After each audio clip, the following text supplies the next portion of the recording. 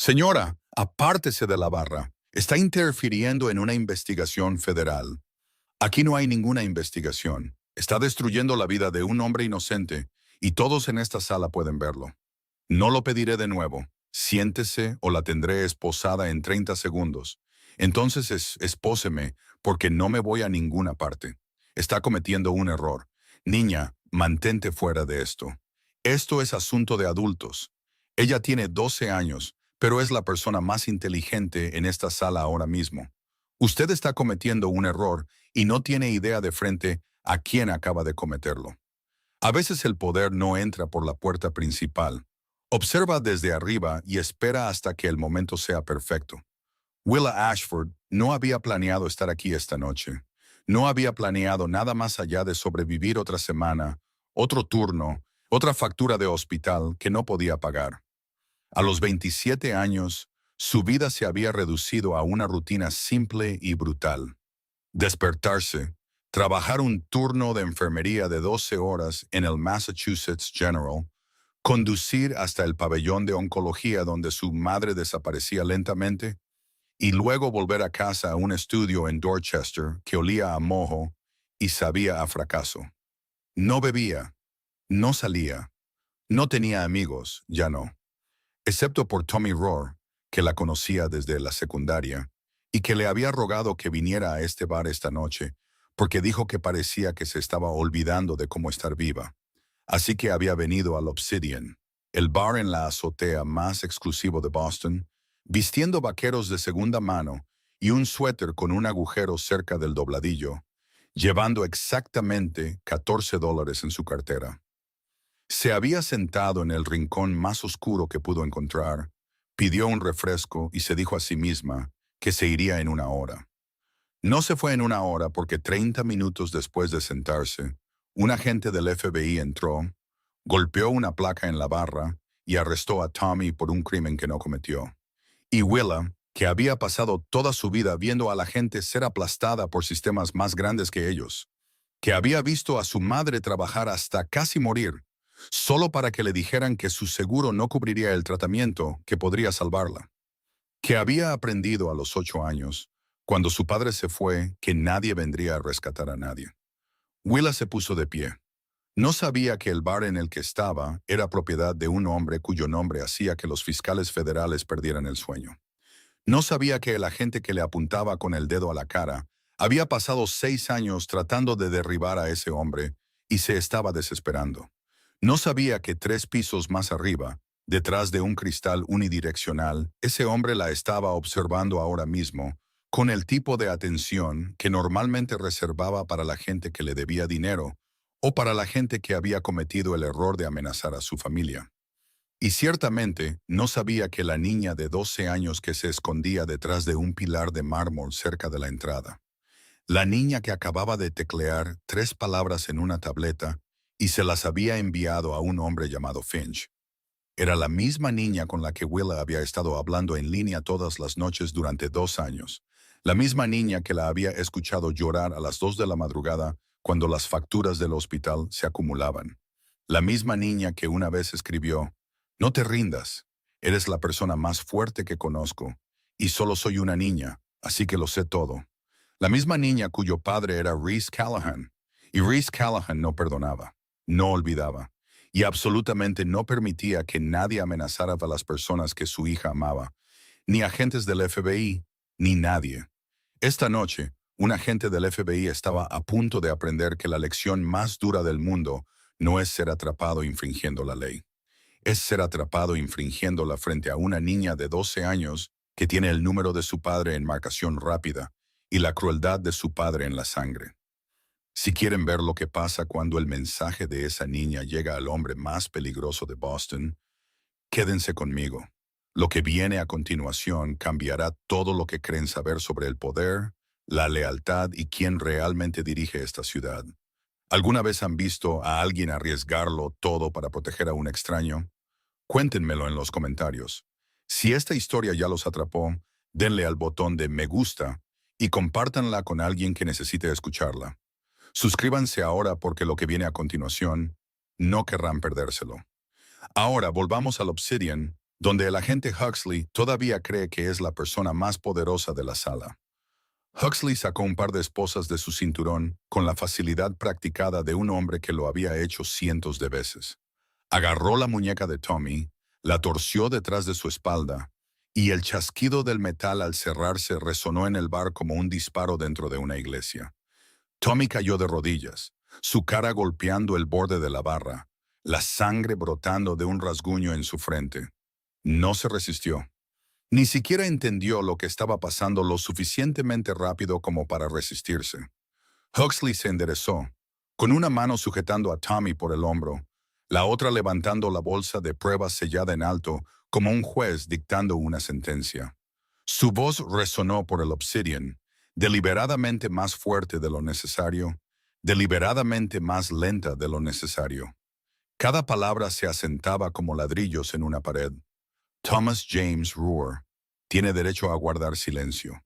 Cualquier cosa que diga puede y será usada en su contra en un tribunal de justicia. Tiene derecho a un abogado. Si no puede pagar uno, se le asignará uno.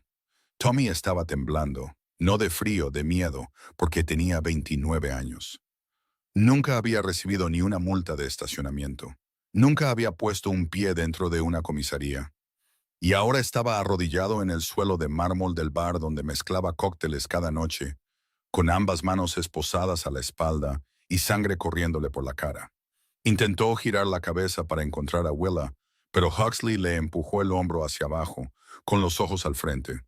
Willa dio un paso más hacia Huxley. No gritó, no lloró. Su voz era tranquila de la manera en que solo las personas acostumbradas a las crisis pueden estar tranquilas.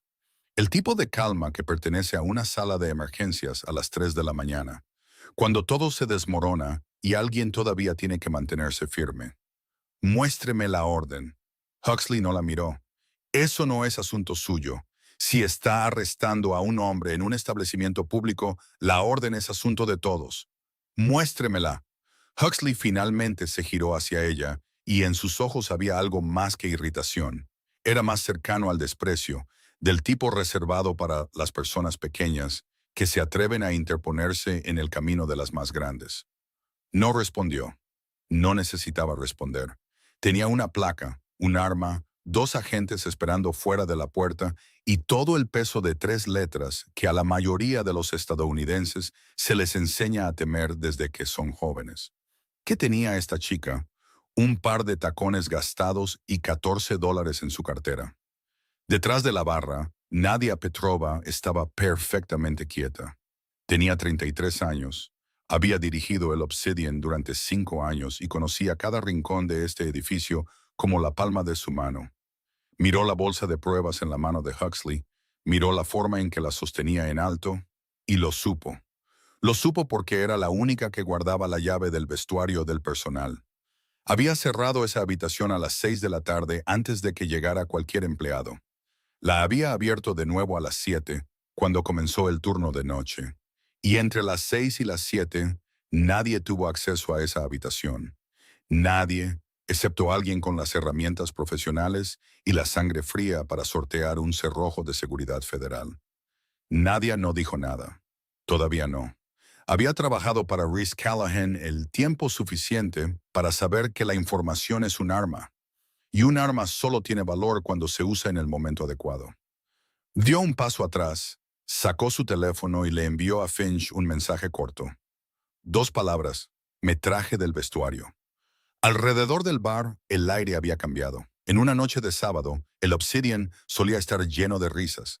El tintineo de las copas, el sonido del jazz fluyendo de un sistema de sonido que valía 6 cifras. Pero ahora, el lugar estaba tan silencioso como un tribunal.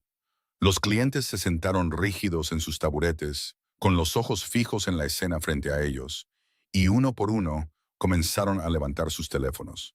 Nadie habló, solo filmaban. Huxley vio las pantallas brillantes apuntándole, y no le importó. De hecho, quería que filmaran. Quería que todo Boston supiera que el FBI todavía se movía, todavía barría, todavía apretaba el cerco alrededor de Reese Callahan. Porque ese era el verdadero propósito de esta noche, no Tommy Roar. Tommy era solo un peón en el tablero. El propósito era enviar un mensaje al tercer piso, a través del cristal unidireccional, al hombre que Huxley había estado cazando durante 6 años sin tocarlo ni una sola vez. Ese mensaje era este: puedo llegar a tu gente cuando quiera, y si no tienes cuidado, el próximo no será el camarero. Huxley levantó a Tommy, lo agarró del brazo y comenzó a empujarlo hacia la puerta. Tommy miró a Willa por última vez, con los ojos rojos, sus labios moviéndose sin formar palabras. Y Willa le devolvió la mirada, y en sus ojos algo estaba cambiando, algo más duro, más afilado, más peligroso que el miedo. Era determinación. Willa se paró frente a Huxley antes de que pudiera empujar a Tommy un paso más hacia la puerta. No lo tocó, no levantó una mano. Simplemente se quedó allí, bloqueando el camino. Apenas 50 kilos de hueso y voluntad contra toda la Oficina Federal de Investigaciones. Huxley se detuvo, no porque ella lo asustara, sino porque lo irritaba, y la irritación era lo único que no podía permitirse mostrar frente a las cámaras de los teléfonos de 20 extraños. Se inclinó hacia ella, bajando la voz lo suficiente para que solo ella pudiera oír. Pero no tanto como para que las cámaras no lo captaran. Voy a decir esto una última vez. Siéntese o en 30 segundos estará de rodillas junto a él. Willa no se sentó. Había pasado 4 años de pie durante 12 horas seguidas en salas de emergencia, con los pies hinchados, la espalda dolorida, los ojos ardiendo por la falta de sueño, y se había mantenido de pie. Un agente del FBI con dientes blancos y un traje de $3,000 no iba a hacerla ceder. Soy una enfermera registrada, dijo, su voz no más alta de lo habitual, pero cada palabra era tan afilada y clara como el cristal al ser cortado. He pasado 4 años viendo a la gente ser mal diagnosticada, maltratada y expulsada de las salas de emergencia porque alguien decidió que no valían el papeleo. Sé cómo es un sistema roto, sé cómo es la evidencia fabricada, y sé cómo es un hombre que abusa de su autoridad. Así que le digo, como alguien que ha sostenido a personas moribundas en sus brazos mientras el sistema que se suponía que debía salvarlas miraba para otro lado, que esa bolsa no salió del casillero de Tommy. El bar seguía en silencio. Pero ahora el silencio tenía peso. Presionaba a todos en la sala como la presión antes de una tormenta. Un hombre en una mesa cerca de la ventana se había levantado, con el teléfono en alto a la altura de los ojos, la luz roja de grabación parpadeando. Una pareja sentada cerca de la barra intercambió una mirada, y la esposa negó con la cabeza lentamente, con los labios apretados. Estaban eligiendo bandos, y no estaban eligiendo el de Huxley. Huxley sintió el cambio. La forma en que la sala se inclinaba hacia la chica, en lugar de hacia su placa, y eso le pinchó algo profundo. El lugar donde 6 años de fracaso se habían desgastado hasta convertirse en una herida que no sanaba. Había pasado 6 años persiguiendo a Reese Callahan.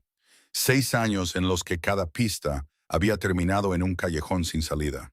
Cada testigo había desaparecido. Cada informe había sido devuelto, sellado con las palabras «evidencia insuficiente». Sus superiores le habían dado un plazo este trimestre. O producía resultados o lo transferían a archivos en Nebraska, donde las carreras de los agentes fallidos van a morir. Tommy Rohr era el último movimiento en el tablero. Presionarlo para que hablara. Presionarlo para que se convirtiera en informante. Usarlo para entrar en el imperio Callahan. Ese era el plan.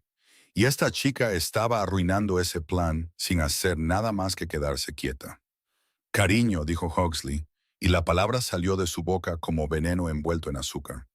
No sé qué tipo de noche crees que estás teniendo, pero esto no es anatomía de Grey. Esto es un arresto federal. Vuelve a tu asiento, termina tu refresco y deja que los adultos se encarguen de esto. Willa no se movió. Sus ojos nunca dejaron los de él. Esa bolsa fue plantada. Tommy no ha salido del bar desde que comenzó su turno a las 7. Nadie puede confirmarlo. Cada cliente en esta sala puede confirmarlo. La única persona que tuvo acceso a ese vestuario antes de abrir fue alguien que ya estaba dentro del edificio. Se detuvo allí, dejando que la última frase flotara en el aire el tiempo suficiente para que todos entendieran a quién se refería. Huxley entendió. Lo vio en la forma en que su mandíbula se apretó, en la forma en que su cuello se enrojeció por encima del cuello de su camisa, en la forma en que sus dedos se cerraron en un puño, se abrieron y se volvieron a cerrar. Sabía que ella tenía razón y sabía que ella sabía que él lo sabía, pero había ido demasiado lejos para dar marcha atrás ahora. Última oportunidad, dijo, y ahora su voz era de acero, sin azúcar, sin cáscara de cortesía. Aléjate o te arrestaré por obstrucción a la justicia. Y créeme, cariño, una noche en una celda federal no es nada como tu pequeño hospital.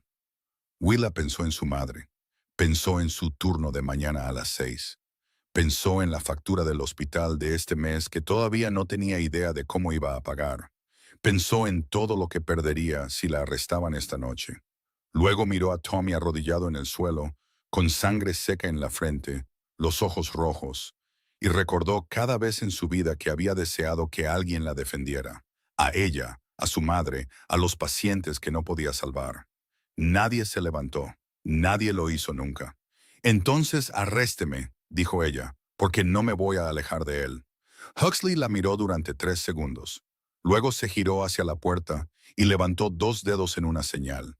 Las puertas de cristal del Obsidian se abrieron. 2 agentes de apoyo entraron, de hombros anchos, rostros fríos, las manos apoyadas en sus cinturones, y de repente el bar se sintió mucho más pequeño. Tommy cerró los ojos. Nadia agarró su teléfono con fuerza detrás del mostrador. Los clientes contuvieron la respiración, y 3 pisos más arriba, Reese Callahan finalmente apartó la vista del cristal unidireccional. Se giró hacia Finch y por primera vez esa noche dijo más de 2 palabras. ¿Quién es ella?, preguntó Reese. ¿Quién es ella? Y Finch comenzó a buscar. Pero la respuesta a esa pregunta no estaba en ninguna base de datos.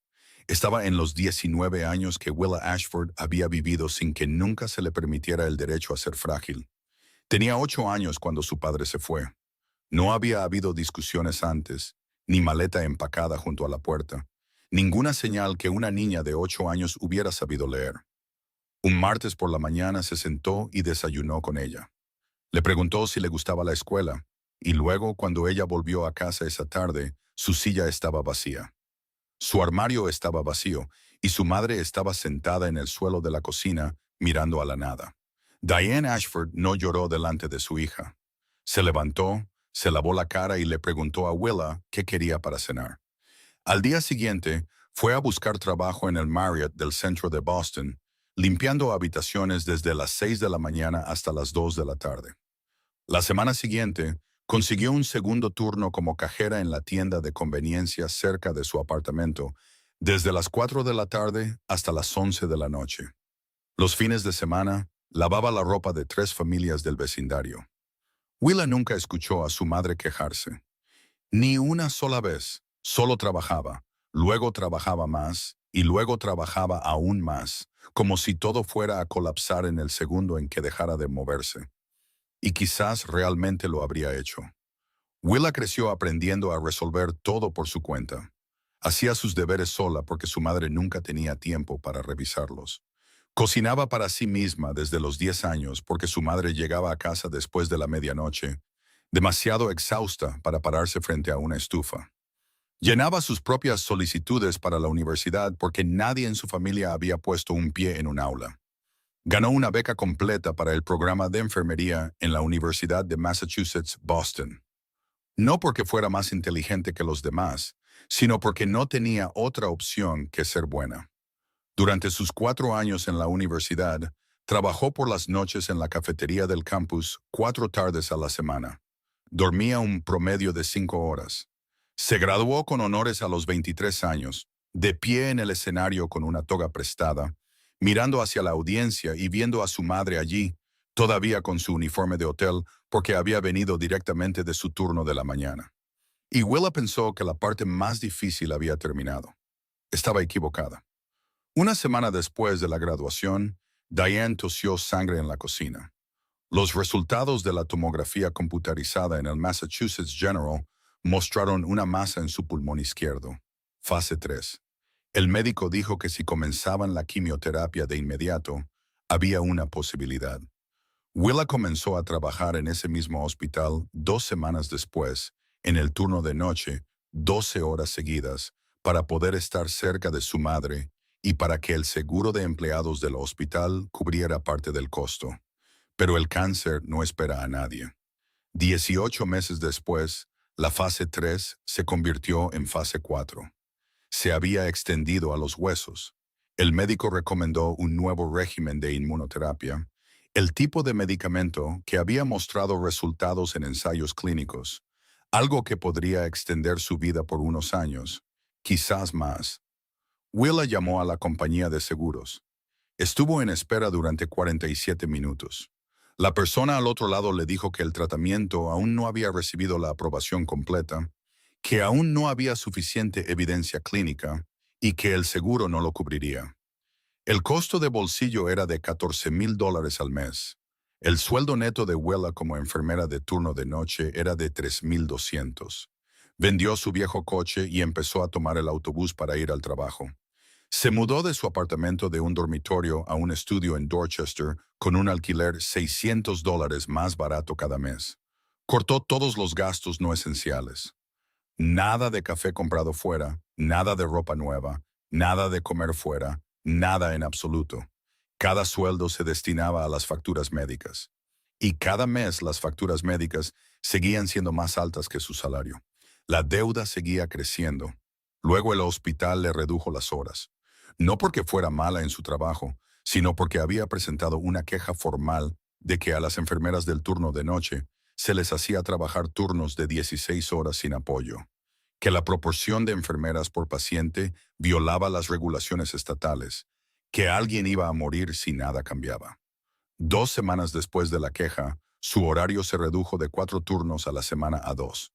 Nadie dijo abiertamente que era una represalia. No era necesario. 4 años. 4 años vivió así. 4 años en los que cada día se despertaba preguntándose si este sería el último. Luego iba a trabajar, luego iba al hospital a ver a su madre, luego volvía a casa y se acostaba en el colchón en el suelo, mirando el techo desconchado e intentando dormir 4 horas antes de que el ciclo comenzara de nuevo. La noche antes de venir al Obsidian, se sentó junto a la cama de su madre en el pabellón de oncología. Diane yacía allí, más pequeña de lo que Willa recordaba, más hueso de lo que Willa recordaba, pero sus ojos aún brillaban de una manera que la enfermedad no había logrado tocar. Sostuvo la mano de Willa, sus dedos fríos y delgados como el papel, y susurró, cada palabra costando más aliento que la anterior. Ya me has dado más de lo que merecía, cariño. No tienes que seguir luchando. Willa no respondió. No podía, porque si abría la boca, se habría hecho añicos, y no se le permitía hacerse añicos. Todavía no. No delante de su madre. Sostuvo la mano de su madre hasta que se durmió, luego salió a la parada del autobús cerca de la entrada del hospital, encontró un asiento tranquilo en la parte de atrás del autobús nocturno y lloró. 20 minutos, no en voz alta, solo lágrimas y hombros temblorosos y ambas manos sobre la boca para que nadie la oyera. Luego se secó la cara, se bajó del autobús, caminó 3 manzanas hasta el Obsidian porque Tommy le había enviado un mensaje y Tommy era la única persona que todavía se preocupaba por ella. Y pensó que quizás una hora sentada en silencio en un lugar hermoso le recordaría que el mundo no siempre se veía como un pabellón de oncología a medianoche. No sabía que una hora se convertiría en la noche más larga de su vida. Y ahora estaba aquí, en el bar de un jefe de la mafia, enfrentando a 3 agentes del FBI con las manos vacías y $14 en su cartera, negándose a retroceder. No porque fuera valiente, sino porque no le quedaba a dónde ir. Mientras Willa se paraba frente a 3 agentes federales con las manos vacías y un corazón ya acostumbrado a romperse, a 15 pasos de distancia, detrás de una columna de mármol cerca de la entrada, una niña de 12 años hacía lo único que la mayoría de los adultos en el bar no podían lograr. Estaba pensando, Sarah Callahan no era como ninguna otra niña de 12 años. No porque fuera rica, aunque era más rica que la mayoría de las personas en esa sala juntas. No porque fuera inteligente. Aunque había terminado el arte de la guerra antes de que sus compañeros terminaran Harry Potter, sino porque le habían enseñado desde que podía hablar que el mundo no funciona con emociones, funciona con información, sincronización y control. Su padre no le había enseñado con cuentos de hadas, le había enseñado con la realidad. Cuando tenía 7 años, Reese la llevó por cada parte del Obsidian, no para presumir, sino para asegurarse de que entendiera. Le señaló el sistema de cámaras, 147 de ellas, cubriendo cada rincón, cada entrada, cada punto ciego. Y le explicó que la seguridad no son muros altos o cerraduras fuertes. La seguridad es saber todo antes de que suceda. Ella recordaba ese número. Recordaba cada número que su padre le había enseñado. ¿Cuántas cámaras en cada edificio? ¿Cuántas salidas de emergencia? ¿Cuántos segundos le tomaría a Finch responder desde cualquier posición en la ciudad? Así era como Sarah Callahan amaba, recordando, porque en su familia, recordar es cómo mantienes vivas a las personas que amas. Ahora estaba de pie detrás de la columna de mármol, su espalda presionada contra la superficie fría, y observaba. Vio a Huxley esposar a Tommy, vio la bolsa de pruebas, vio la forma en que Huxley la sostenía demasiado alto, demasiado lento, como si estuviera actuando para una audiencia en lugar de llevar a cabo un arresto. Y vio a Willa, la chica que nunca había conocido en persona, pero con la que había hablado todas las noches durante 2 años. La chica que solo conocía a través del nombre de usuario Willa Note en un foro de música clásica.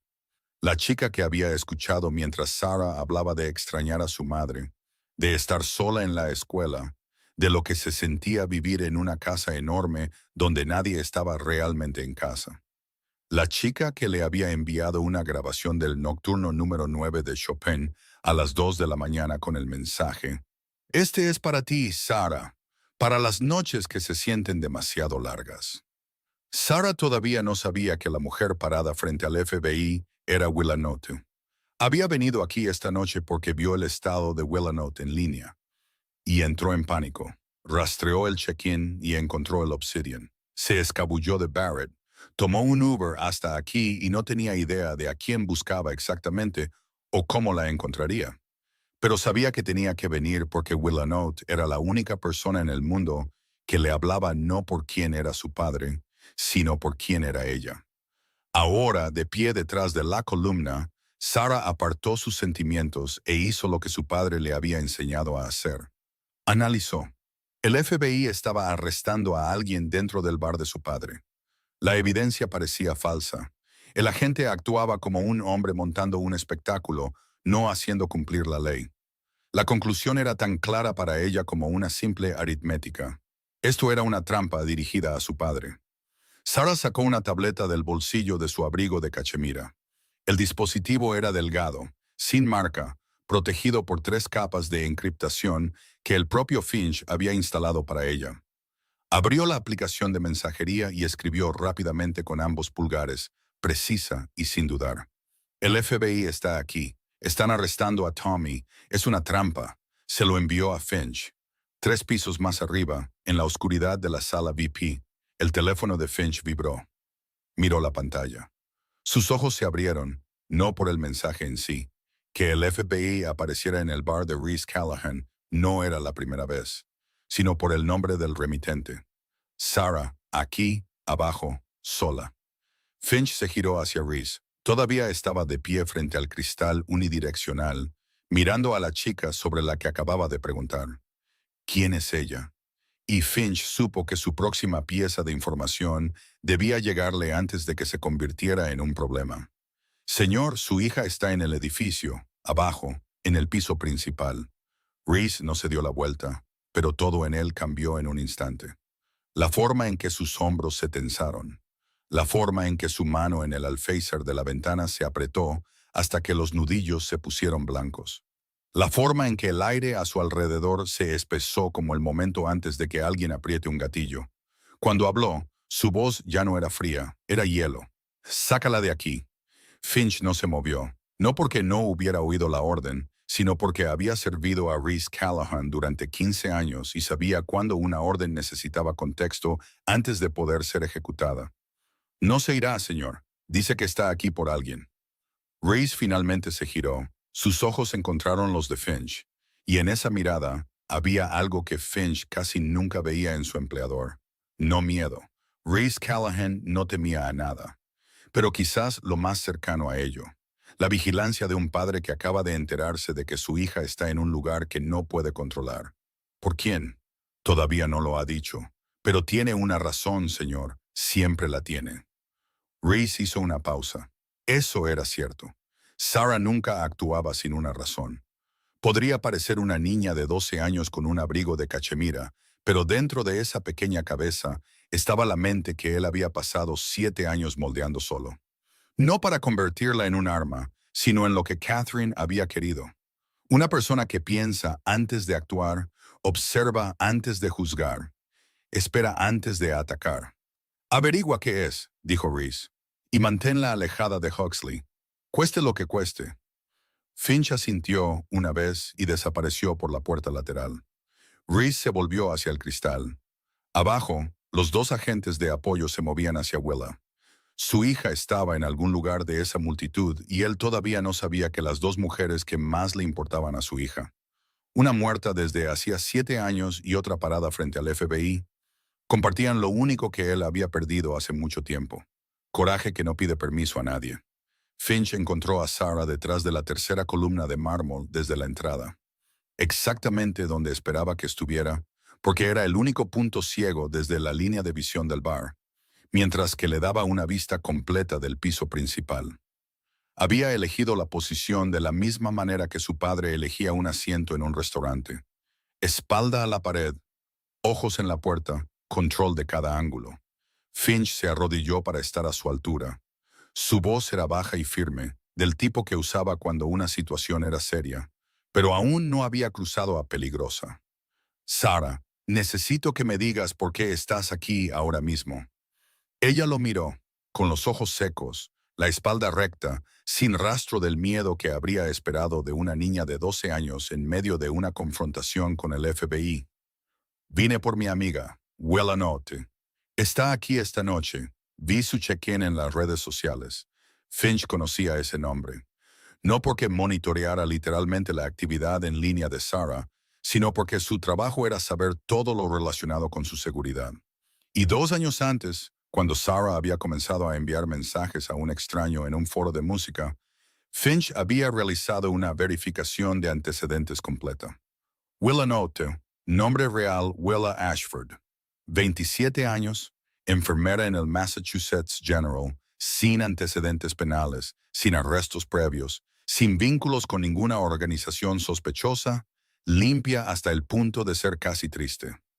La había archivado en la categoría etiquetada como sin amenaza, y nunca volvió a pensar en ella, porque esa chica no era un peligro para Sarah. Era la única persona que hacía reír a Sarah a través de mensajes de medianoche. Y Finch, aunque nunca lo hubiera dicho en voz alta, consideraba esa razón suficiente para que ella permaneciera en la órbita de la familia Callahan. Pero ahora Willa Notte ya no era solo un nombre en un archivo. Era la chica que estaba parada frente a Huxley en medio del piso del bar. La chica sobre la que Reese acababa de preguntar cuando dijo, ¿quién es ella? La chica a 3 pasos de ser esposada por obstrucción. Finch sacó su teléfono y abrió el sistema de seguridad interno del Obsidian. Cruzó el check-in de las redes sociales con los datos de reconocimiento facial de las cámaras de la entrada. El resultado coincidió en 4 segundos. Willa Notte, Willa Ashford, mesa de la esquina, lado sureste, una sola silla. Check-in a las 9:15 de la noche.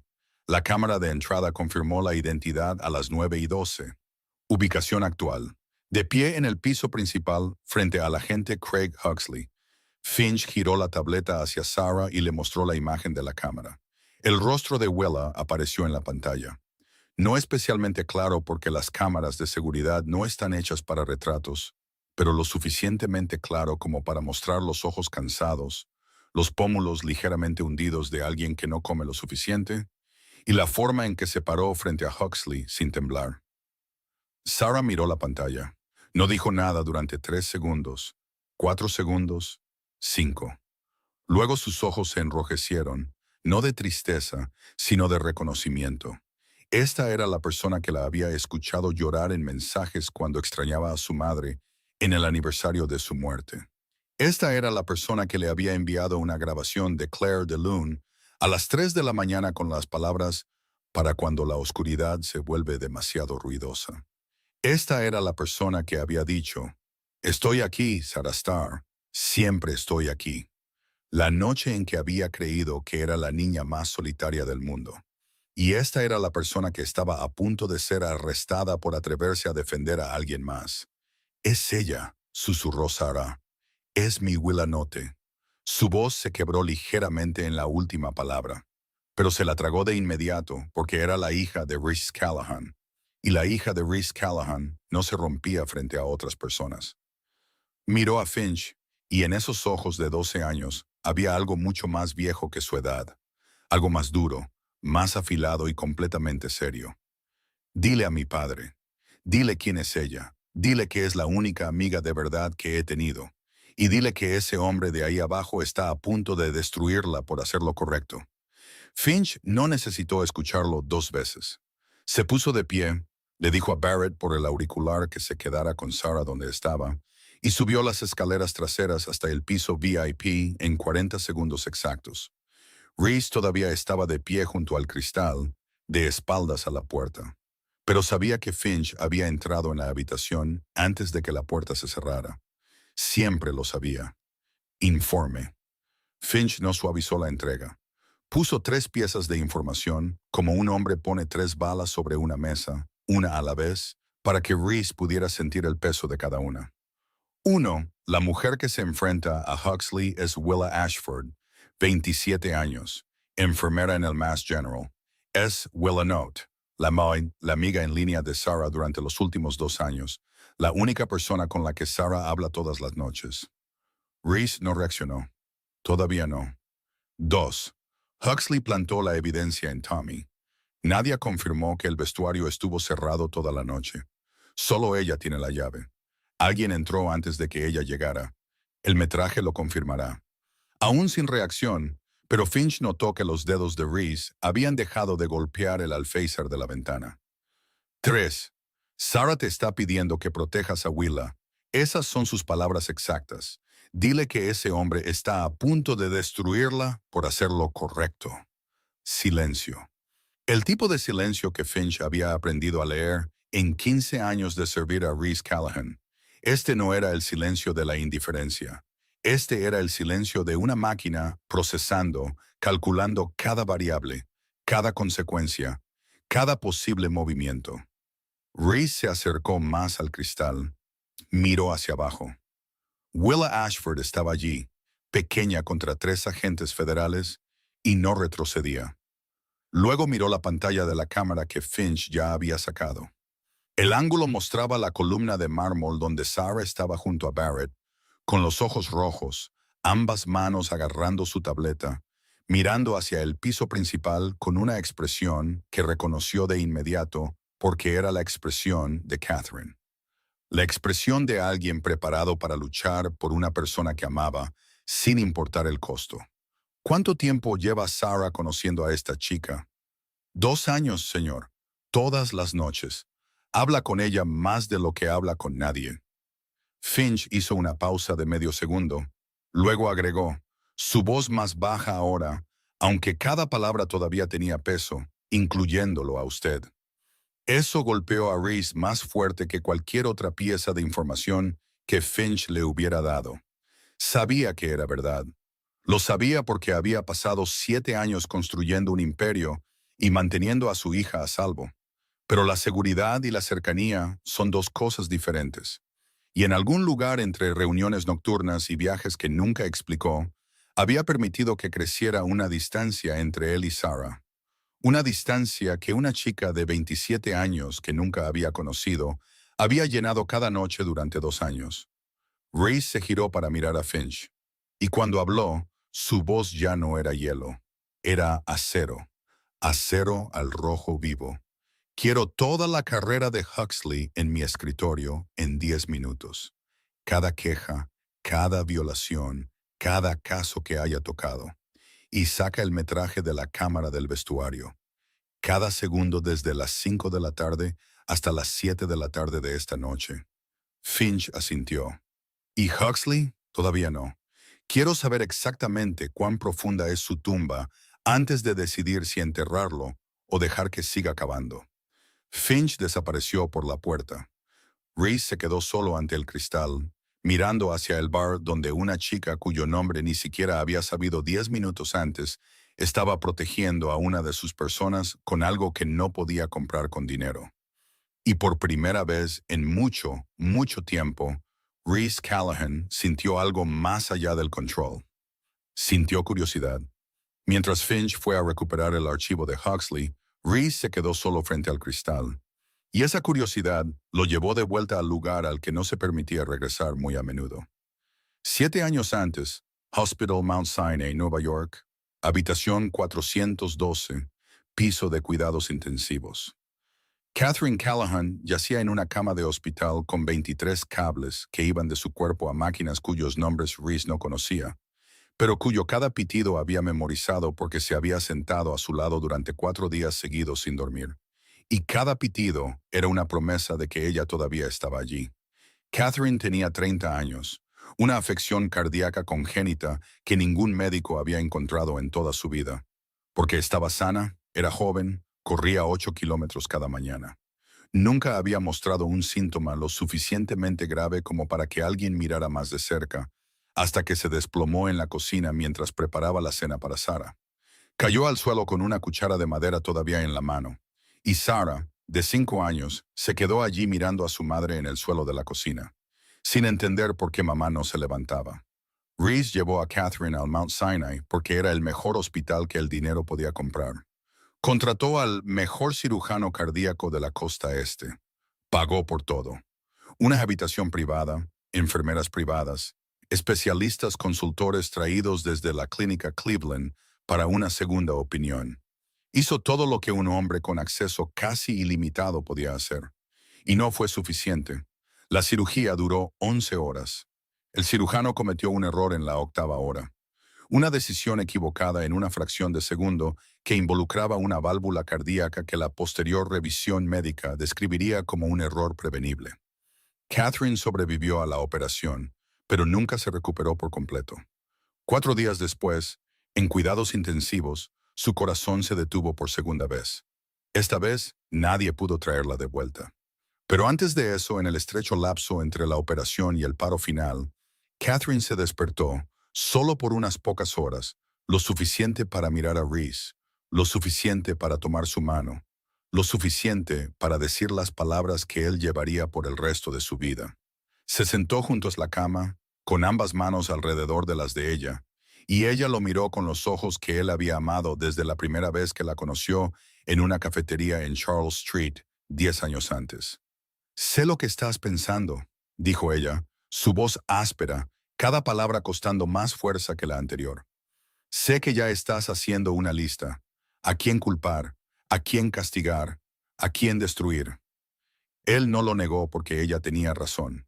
En su mente ya estaban los nombres de todos los involucrados, desde el cirujano hasta la enfermera de turno y el director del hospital. Y había imaginado exactamente cómo haría pagar a cada uno de ellos. «No lo hagas». Catherine apretó su mano, débil pero segura. «Sarah necesita un padre, no un monstruo. No te conviertas en lo que ellos creen que eres». Quería decirle que él ya era lo que ellos pensaban, que había hecho cosas de las que ella nunca preguntó y él nunca le contó, que la línea entre padre y monstruo en él era más delgada de lo que ella creía. Pero no lo dijo. Solo asintió porque eso era lo que ella necesitaba ver antes de cerrar los ojos. 42 horas después, Catherine murió. Reese no lloró en el hospital, no lloró en el funeral. Lloró una vez, exactamente una vez, en su oficina a las 3 de la mañana, 7 días después de enterrarla, cuando abrió el cajón de su escritorio y encontró la tarjeta de cumpleaños que ella había escrito por adelantado para Sarah. La niña cumpliría 6 años el mes siguiente, y Catherine había sabido que podría no estar allí, así que la había escrito antes. Feliz cumpleaños, mi pequeña estrella. Mami te ama más allá de la luna y de vuelta. Sé valiente, sé amable, sé tú. Lloró durante 15 minutos. Luego cerró el cajón, se lavó la cara y se convirtió en el hombre que necesitaba ser. Demandó al hospital. El caso se prolongó durante 2 años y terminó con un acuerdo de $7 millones. No se quedó con $1. Lo puso todo en un fondo de investigación de cardiopatías congénitas en el Hospital Infantil de Boston con una sola condición. El fondo llevaría el nombre de Catherine Callahan, y cada año en su cumpleaños, Sarah recibiría un informe sobre cuántos niños había ayudado el fondo, porque quería que su hija supiera que la muerte de su madre no había sido insignificante, que incluso cuando el mundo te quita lo más preciado, todavía hay una manera de convertir la pérdida en algo más grande que el dolor. Desde ese día, Reese mantuvo su promesa a Catherine. No perfectamente, porque seguía siendo él mismo, todavía despiadado, todavía controlador, todavía dispuesto a destruir a cualquiera que amenazara el imperio que había construido. Pero mantuvo una línea que nunca cruzó. No dañaba a inocentes, enemigos, rivales, traidores, los manejaba sin piedad. Pero a los extraños, los no involucrados, los inocentes, no los tocaba. Esa era la línea de Catherine, y la mantuvo porque era lo único que quedaba de ella que aún podía proteger. Pero esa línea no ayudó a Sarah. Después de la muerte de su madre, la niña se cerró en sí misma como una flor cortada del agua. No lloraba delante de nadie, como su padre. No hablaba de su madre, como su padre. Iba a la escuela, volvía a casa, leía, dormía y lo repetía todo de nuevo, como su padre. Escuela privada en Back Bay. Compañeros de clase que eran hijos de multimillonarios y políticos. Pero nadie se acercaba a Sarah. No porque fuera difícil de abordar, sino porque los padres de los otros niños sabían lo que significaba el nombre Callahan, y les decían a sus hijos que se mantuvieran alejados. Sarah lo sabía, siempre lo había sabido. Simplemente nunca lo dijo. Luego, 2 años antes, Sarah encontró un foro de música clásica. Publicó sobre el Nocturno número 9 de Chopin, la pieza que Catherine solía tocar en el piano de cola en la sala de estar antes de morir. Escribió que la pieza la hacía sentir feliz y triste al mismo tiempo, y no sabía por qué. Un usuario llamado Willanote respondió: porque la música recuerda lo que intentamos olvidar, y a veces eso es lo más triste y hermoso del mundo. Sarah envió un mensaje privado. Willanote respondió. Hablaron de Chopin, de Debussy, de la sensación cuando una pieza musical toca un lugar al que las palabras no pueden llegar. Luego hablaron de más que música, de soledad, de pérdida, de lo que se siente ser invisible en una multitud. Willanote no sabía que la niña de 10 años al otro lado era la hija de un jefe de la mafia. Solo sabía que era una niña solitaria que necesitaba que alguien la escuchara. Y Willa escuchó cada noche, durante 2 años, sin condiciones, sin juicios, nada más que la presencia paciente de alguien tan acostumbrado a cuidar de los demás que se había olvidado de cómo cuidarse a sí misma. Eso era algo que Reese, con todo su poder y dinero, no podía darle a su hija. Alguien que escuchara de verdad. Y ahora, de pie junto al cristal y mirando hacia el bar, se dio cuenta de que esa persona estaba a punto de ser sacada de su edificio por un agente federal que aún no había destruido. Oyó los pasos de Finch regresando detrás de él.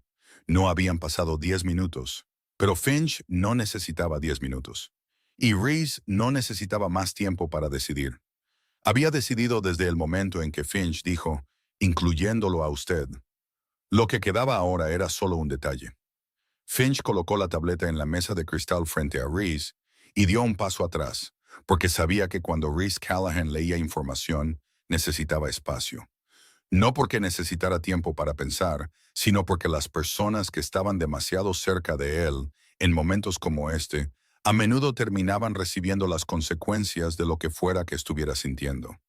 Y en este momento, lo que estaba sintiendo era muy cercano a la ira. El tipo de ira que había aprendido a comprimir en algo mucho más útil que la violencia. La estrategia. En la pantalla de la tableta estaba el resultado de 8 minutos. 8 minutos era todo lo que la red de 15 años de Reese Callahan necesitaba para desnudar toda la carrera de un agente federal. Esa red no se construyó solo con dinero, aunque el dinero jugó su parte. Se construyó sobre favores, sobre secretos, sobre servicios que la gente nunca olvida y nunca quiere que se mencionen de nuevo. Abogados en 3 estados, un ex empleado del Departamento de Justicia que ahora trabajaba como consultor, 2 expertos en ciberseguridad que incluso la NSA querría reclutar si supieran que existían, y al menos una persona dentro de la oficina de campo del FBI en Boston, a quien Finch nunca llamó por su nombre, solo por un número, alguien que podía acceder a archivos internos sin dejar rastro. Todos ellos recibieron la orden. Todos ellos respondieron, y el resultado estaba en la tableta frente a Reese. Limpio, sistemático, despiadado en su precisión. Agente Craig Huxley, 45 años, 21 años en el FBI, Unidad de Crimen Organizado, Oficina de Campo de Boston. 4 quejas internas en los últimos 6 años, todas relacionadas con abuso de autoridad durante las investigaciones. Primera queja. El dueño de un restaurante en el North End acusó a Huxley de obligarlo a convertirse en informante, amenazándolo con denunciarlo al IRS para una auditoría si se negaba a cooperar. La queja fue retirada después de que el dueño del restaurante cambiara repentinamente su declaración. Segunda queja. Un empleado de un almacén en South Boston acusó a Huxley de retenerlo en una sala de interrogatorios durante 14 horas sin un abogado.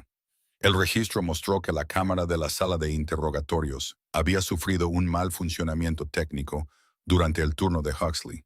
La queja fue desestimada por falta de pruebas. La tercera y cuarta quejas siguieron el mismo patrón.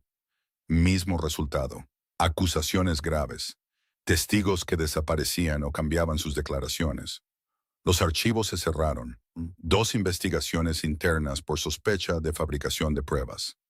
Ambas sobrevivieron porque nadie estaba dispuesto a testificar contra un agente federal con más de 2 décadas en la oficina. Y la línea final en el archivo, la que Finch había marcado en rojo. Huxley estaba bajo un ultimátum de sus superiores. 6 años persiguiendo el archivo Callahan sin resultados. El liderazgo se había quedado sin paciencia. Si no producía un avance este trimestre, Huxley sería retirado de la unidad de crimen organizado y reasignado a archivos en alguna oficina satélite lejos de Boston, el tipo de lugar donde las carreras van cuando están destinadas a morir lenta y silenciosamente. Tommy Rowe no era el objetivo. Tommy era el cebo. Huxley necesitaba obligarlo a convertirse en informante. Necesitaba plantarlo dentro de la organización de Reese. Necesitaba que llevara un micrófono y recogiera pruebas que 6 años de trabajo del FBI no habían podido encontrar por sí solos. Y para obligar a un camarero de 29 años sin antecedentes penales a traicionar a su empleador, Huxley necesitaba crear un crimen que lo dejara eligiendo entre la prisión y la cooperación. El paquete de drogas en el casillero era la respuesta. Reese terminó de leer el archivo y su expresión no cambió. Sin ceño fruncido, sin apretar la mandíbula, nada en absoluto.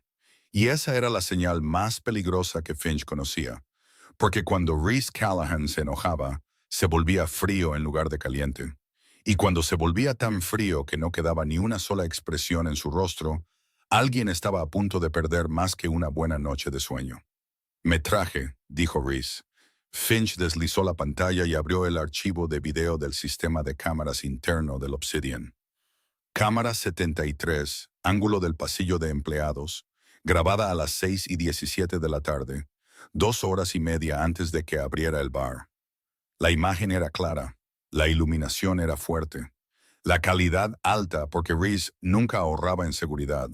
En la pantalla un hombre entró en el pasillo de empleados por la puerta trasera. Llevaba una chaqueta oscura y una gorra de béisbol baja. Pero al pasar por la cámara 73, levantó la cabeza durante exactamente 1 segundo y medio, lo suficiente para que el software de reconocimiento facial del sistema confirmara su identidad. Craig Huxley. Se detuvo frente al vestuario de empleados, miró a la izquierda, miró a la derecha, luego sacó una pequeña herramienta del bolsillo de su chaqueta y abrió la habitación. En menos de 10 segundos, entró. La cámara 74 dentro de la habitación lo capturó abriendo el tercer casillero desde la izquierda. El casillero de Tommy Rohr, con su nombre pegado en el exterior, deslizando un pequeño paquete en el compartimento inferior, cerrando el casillero y saliendo. Tiempo total dentro de la habitación, 2 minutos y 40 segundos. Toda la secuencia fue grabada desde 2 ángulos de cámara diferentes en alta resolución con una marca de tiempo clara. Rostro confirmado por software. Sin lagunas, sin forma de negarlo. Reese terminó de ver, apagó la pantalla y dejó la tableta sobre la mesa con suavidad. La suavidad controlada de un hombre que usa cada nervio de su cuerpo para no estrellarla contra la pared. Envía el metraje a la directora Holden. Encriptado, prioritario. Asegúrate de que provenga de nuestro equipo legal, no de nosotros directamente. Quiero que parezca un proceso debido, no una amenaza. Finch asintió, sus dedos ya moviéndose sobre su teléfono. Copia a Morrison.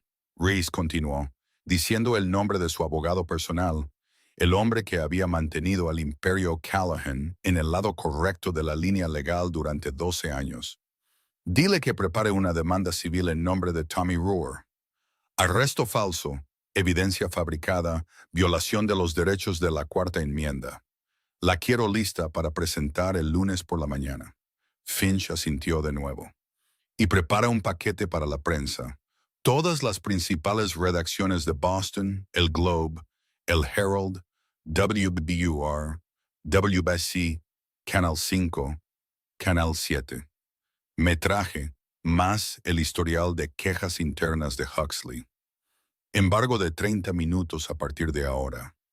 30 minutos, confirmó Finch. Eso nos da tiempo para dejar que Huxley termine lo que está haciendo abajo antes de que el mundo se entere. Reese asintió una vez, lentamente, y algo cercano a una oscura satisfacción pasó por sus ojos, tan rápido que nadie más que Finch lo habría notado. ¿Y Huxley?, preguntó Finch. Reese se volvió hacia el cristal. Abajo, Huxley estaba en medio del bar con los 2 agentes de apoyo a sus lados, su mano todavía agarrando el hombro de Tommy, su boca todavía moviéndose mientras le decía algo a Willa que Reese no podía oír, pero podía adivinar por la forma en que los puños de la chica se habían apretado. «Déjalo terminar su espectáculo», dijo Reese. Y ahora su voz había vuelto a la normalidad. Plana, controlada, peligrosa de la manera en que solo la calma absoluta puede ser peligrosa. El público merece ver el último acto. Finch desapareció para llevarlo a cabo. Reese permaneció junto al cristal, miró hacia el bar, a Willa todavía de pie allí, a Tommy todavía de rodillas allí, a Huxley todavía actuando allí, y esperó. Porque Reese Callahan había construido todo lo que tenía sobre un solo principio. Nunca actúes mientras estás enojado. Actúa cuando estés listo. Y él estaba listo. Abajo, en el piso del bar, la situación había superado la negociación. Huxley tenía el brazo de Willa, no lo suficientemente fuerte como para herirla, pero lo suficientemente firme como para asegurarse de que entendiera que no estaba bromeando. Los 2 agentes de apoyo estaban a cada lado, uno bloqueando el camino hacia el bar, el otro bloqueando el camino hacia la puerta, formando el tipo de triángulo que cualquiera que haya sido arrestado reconocería. Sin salida. Willa no retiró su brazo. No gritó. Solo miró directamente a la cara de Huxley, y en sus ojos había algo que él no estaba acostumbrado a ver en las personas que presionaba. No miedo, sino la tranquila aceptación de alguien que había vivido demasiado tiempo con el mundo tratándola mal.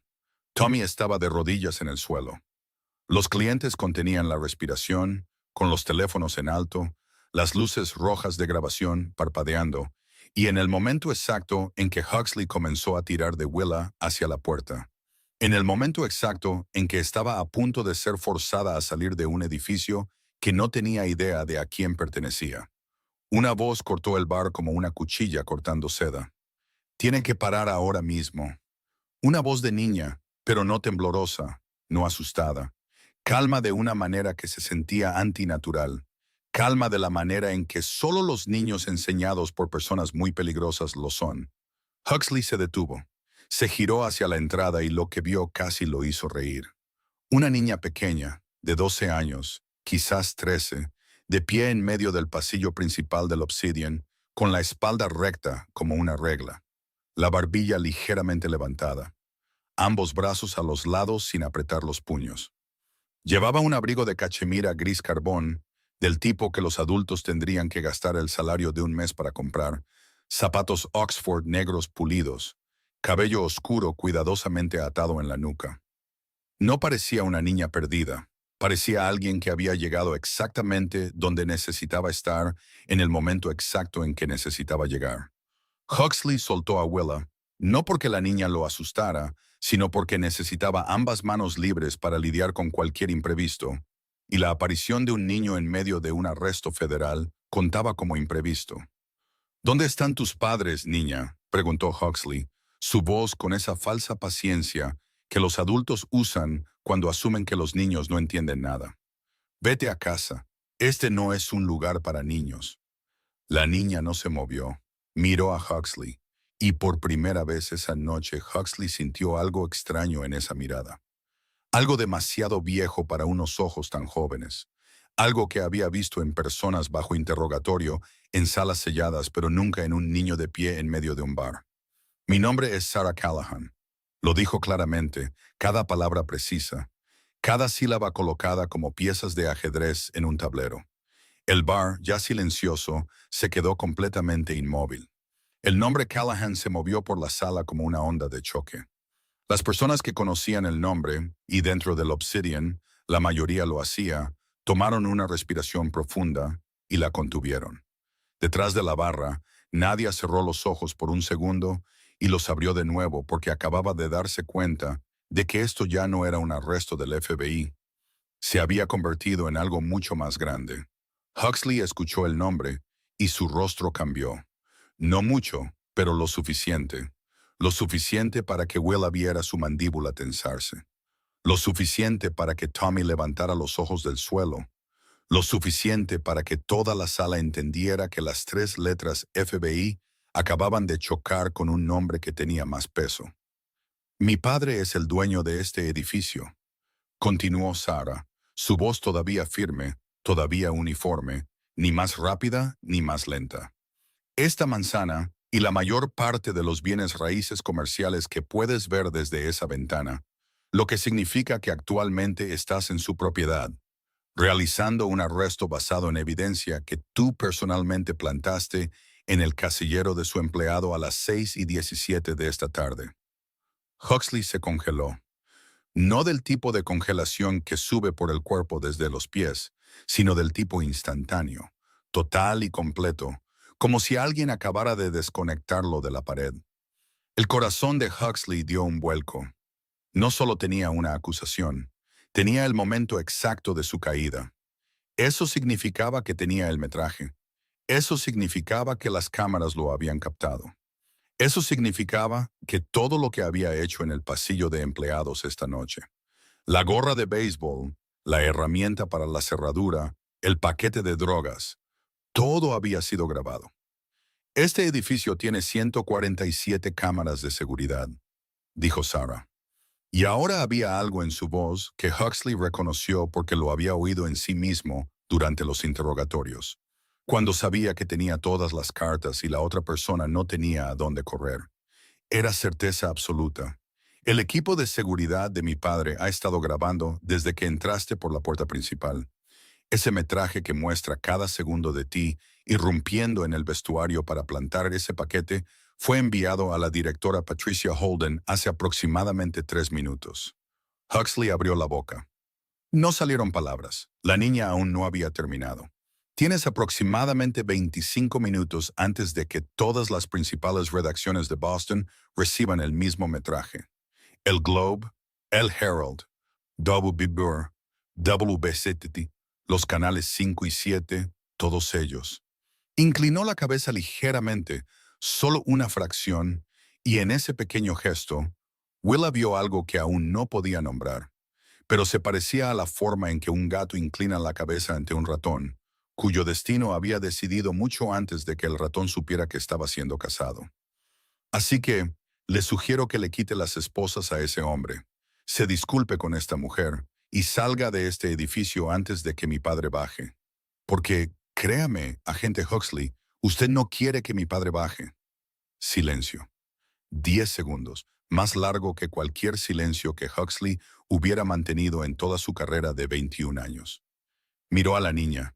La niña le devolvió la mirada y en esos ojos de 12 años, Huxley vio la sombra de un hombre que había perseguido durante 6 años sin acercarse lo suficiente para tocarlo.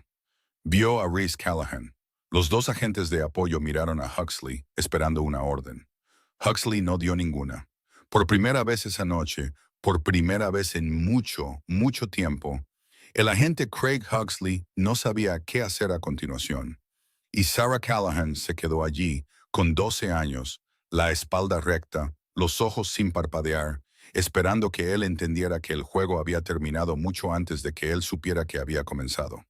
Huxley seguía allí de pie, congelado, los dos agentes de apoyo esperando una orden que no llegaba.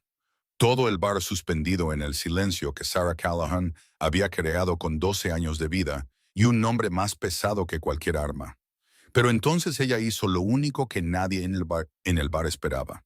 Le dio la espalda a Huxley por completo. No miró hacia atrás, como si él ya no existiera, como si hubiera sido borrado de la habitación por la indiferencia de una niña de 12 años. Se giró hacia Willa y todo en ella cambió. La barbilla levantada bajó, los hombros que habían estado rectos como reglas se suavizaron, los ojos que acababan de mirar a Huxley con la fría certeza de su padre se volvieron gentiles, se llenaron de agua, y de repente volvieron a tener exactamente su edad, 12. Solo 12. «Hola», dijo, y su voz era más pequeña ahora, temblando ligeramente en los bordes, como si todo el coraje que acababa de usar para enfrentar al FBI hubiera agotado el depósito de sus emociones, y ahora lo que quedaba se derramaba sin control. «Soy Sarah», dos palabras que Willa había leído miles de veces en la pantalla de un teléfono después de la medianoche. Dos palabras que habían aparecido en la parte superior de cada mensaje que recibía mientras estaba sentada en el suelo de su estudio en Dorchester y pensaba que no podría sobrevivir un día más. Sarah, la chica que Willa había imaginado como de quizás 15 o 16 años, en algún lugar por ahí, quizás sola como ella, quizás de luto como ella, quizás necesitando que alguien la escuchara como ella. Willa nunca le había preguntado su edad real. No lo había necesitado, porque la edad no importa cuando alguien te envía las palabras, «Estoy aquí, siempre estoy aquí», a las 2 de la mañana. Y sabes en tus huesos que lo dicen en serio. Y ahora Sarastar estaba de pie frente a ella, de carne y hueso de 12 años, con un abrigo de cachemira y zapatos Oxford, los ojos rojos, los labios temblando. Y Willa entendió todo en el mismo momento, como una puerta que se abre de golpe y la luz inunda todo a la vez. Cada noche durante 2 años había estado confiando en una niña que tenía 10 años cuando empezaron a hablar, una niña que había perdido a su madre, una niña que le había enviado grabaciones de Chopin a las 3 de la mañana porque ella tampoco podía dormir, una niña que una vez escribió, «No te rindas, eres la persona más fuerte que conozco, y solo soy una niña, así que lo sé todo». La niña había estado diciendo la verdad. Realmente era una niña, y realmente lo sabía todo. El mundo se detuvo, no como una metáfora. Para Willa, en ese momento, el bar desapareció. Huxley desapareció. El FBI desapareció. Los 3 pisos VP de arriba desaparecieron.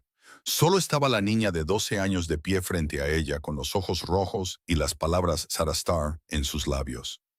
Willa cayó de rodillas. No porque quisiera estar a la altura de los ojos de la niña, sino porque sus rodillas ya no podían sostenerla. Se hundió en el frío suelo de mármol del Obsidian y envolvió a Sarah Callahan en sus brazos. Y Sarah la abrazó de vuelta, pequeños brazos alrededor de su cuello, la cara enterrada en su hombro. Y la niña lloró, no en voz alta, Solo hombros temblorosos y respiraciones entrecortadas y dedos aferrándose al suéter de segunda mano de Willa, como si soltarla la hiciera desaparecer. De la misma manera que su madre había desaparecido, de la misma manera que todos en la vida de la niña finalmente desaparecían. Y Willa también lloró, también sin sonido, porque había practicado el llanto silencioso durante 4 años en estacionamientos de hospitales, en autobuses nocturnos, en el suelo de su pequeño y húmedo estudio, y ahora se había convertido en un instinto, lágrimas cayendo sin que se escapara un solo sonido. Solo 2 personas abrazándose en medio de un bar mientras el mundo a su alrededor observaba sin entender. Pero Willa entendía. Entendía porque lo recordaba todo. Recordaba la primera noche que Sarah Starr le envió un mensaje privado haciendo una simple pregunta que nadie en su vida real le había hecho nunca. ¿Alguna vez te sientes invisible? Y Willa, sentada en el suelo después de un turno de 12 horas, con un moretón en el brazo por una aguja de vía intravenosa que se resbaló, había respondido, todos los días. Y Sarah había respondido, yo también, pero no cuando hablo contigo. Recordaba la noche en que Sarah Starr le contó sobre su madre. No dijo cómo había muerto su madre. No dijo quién era, solo escribió. Solía tocar el piano para mí todas las noches antes de dormir. Ahora el piano sigue allí, pero nadie lo toca, y no puedo tocarlo porque todavía huele a ella. Willa había llorado al leer esa línea y había respondido, un día lo tocarás y ya no será triste, será una conversación. Sarah Starr no respondió durante 2 minutos. Luego escribió, promételo. Willa había escrito, lo prometo. Y recordaba la última noche antes de venir al Obsidian, cuando le envió un mensaje a Sarah Starr diciéndole que estaba muy cansada, que su madre se estaba debilitando, que no sabía cuánto tiempo más podría seguir de pie. Y Sarah Starr le había enviado una grabación de Claire de Lune con la línea. No tienes que ser fuerte esta noche, solo quédate aquí. Yo seré lo suficientemente fuerte por las dos. Una niña de 12 años había dicho eso. Una niña de 12 años había sido fuerte por ella cuando a nadie más en el mundo le importaba lo suficiente como para hacerlo. Willa abrazó a Sarah con más fuerza y le susurró al oído, lo suficientemente bajo para que solo la niña pudiera oír. Lo suficientemente real para que supiera que esto no era solo texto en una pantalla. Estoy aquí, Sarah Starr. Estoy aquí mismo. Sarah enterró su rostro más profundamente en el hombro de Willa, y su pequeña voz, quebrándose en cada borde, susurró de vuelta. Viniste. Vine. Eres real. Soy real. Promete que no desaparecerás. Lo prometo. A su alrededor, el bar seguía en silencio. Pero ahora el silencio había cambiado. Ya no había tensión en él, ni miedo. Era el silencio de la gente que presenciaba algo que no entendía del todo, pero que sabía que importaba. Una mujer en la mesa junto a la ventana se llevó la mano a la boca. Un hombre en la barra se dio la vuelta y se secó los ojos. Nadia estaba detrás del mostrador con ambas manos agarrando el borde. Y por primera vez en 5 años trabajando en el Obsidian, vio suceder algo dentro de este edificio que no tenía nada que ver con dinero, poder o miedo. Huxley estaba a 3 pasos de ellos, con ambas manos colgando inútilmente a los costados, y miró a las 2 personas abrazándose en el suelo de su bar. No, no su bar, el bar de Reese Callahan, y se dio cuenta de que había cometido un error mucho más grande que fabricar pruebas. Había amenazado a alguien que la hija de Reese Callahan amaba. Y 3 pisos más arriba, Reese Callahan estaba de pie ante el cristal unidireccional, mirando a su hija en los brazos de una chica que nunca había conocido, y su mano en el alféizar de la ventana se apretó hasta que sus nudillos se pusieron blancos. No de ira, sino porque acababa de ver llorar a su hija, por primera vez en 7 años. La puerta VIP se abrió sin hacer ruido, no porque hubiera sido diseñada para ser silenciosa, sino porque cualquier otro sonido en el bar había muerto mucho antes. Y dentro de ese vacío incluso las bisagras se habían vuelto innecesarias. Reese Callahan salió. No tenía prisa. Nunca tenía prisa. La escalera desde el piso VIP hasta el nivel principal tenía 18 escalones, y los descendió uno por uno con el ritmo uniforme de un hombre que sabía que cada segundo que aún no había llegado era otro segundo que la persona que lo esperaba tenía que vivir con miedo. Llevaba un traje negro, sin corbata, los dos primeros botones de su camisa desabrochados, y no necesitaba intentar parecer peligroso porque era peligroso de la misma manera que el agua profunda es peligrosa. La superficie tranquila mientras debajo hay algo que puede arrastrarte y nunca soltarte. El bar lo miró. Todos lo miraron.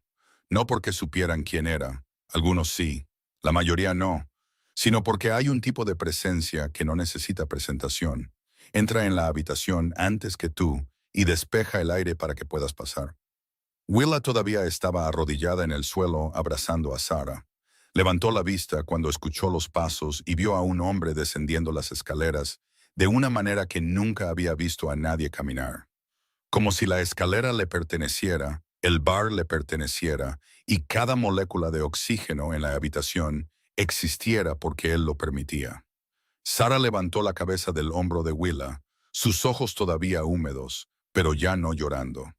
Miró a su padre y en su rostro había algo más complicado que alivio, algo más cercano al orgullo.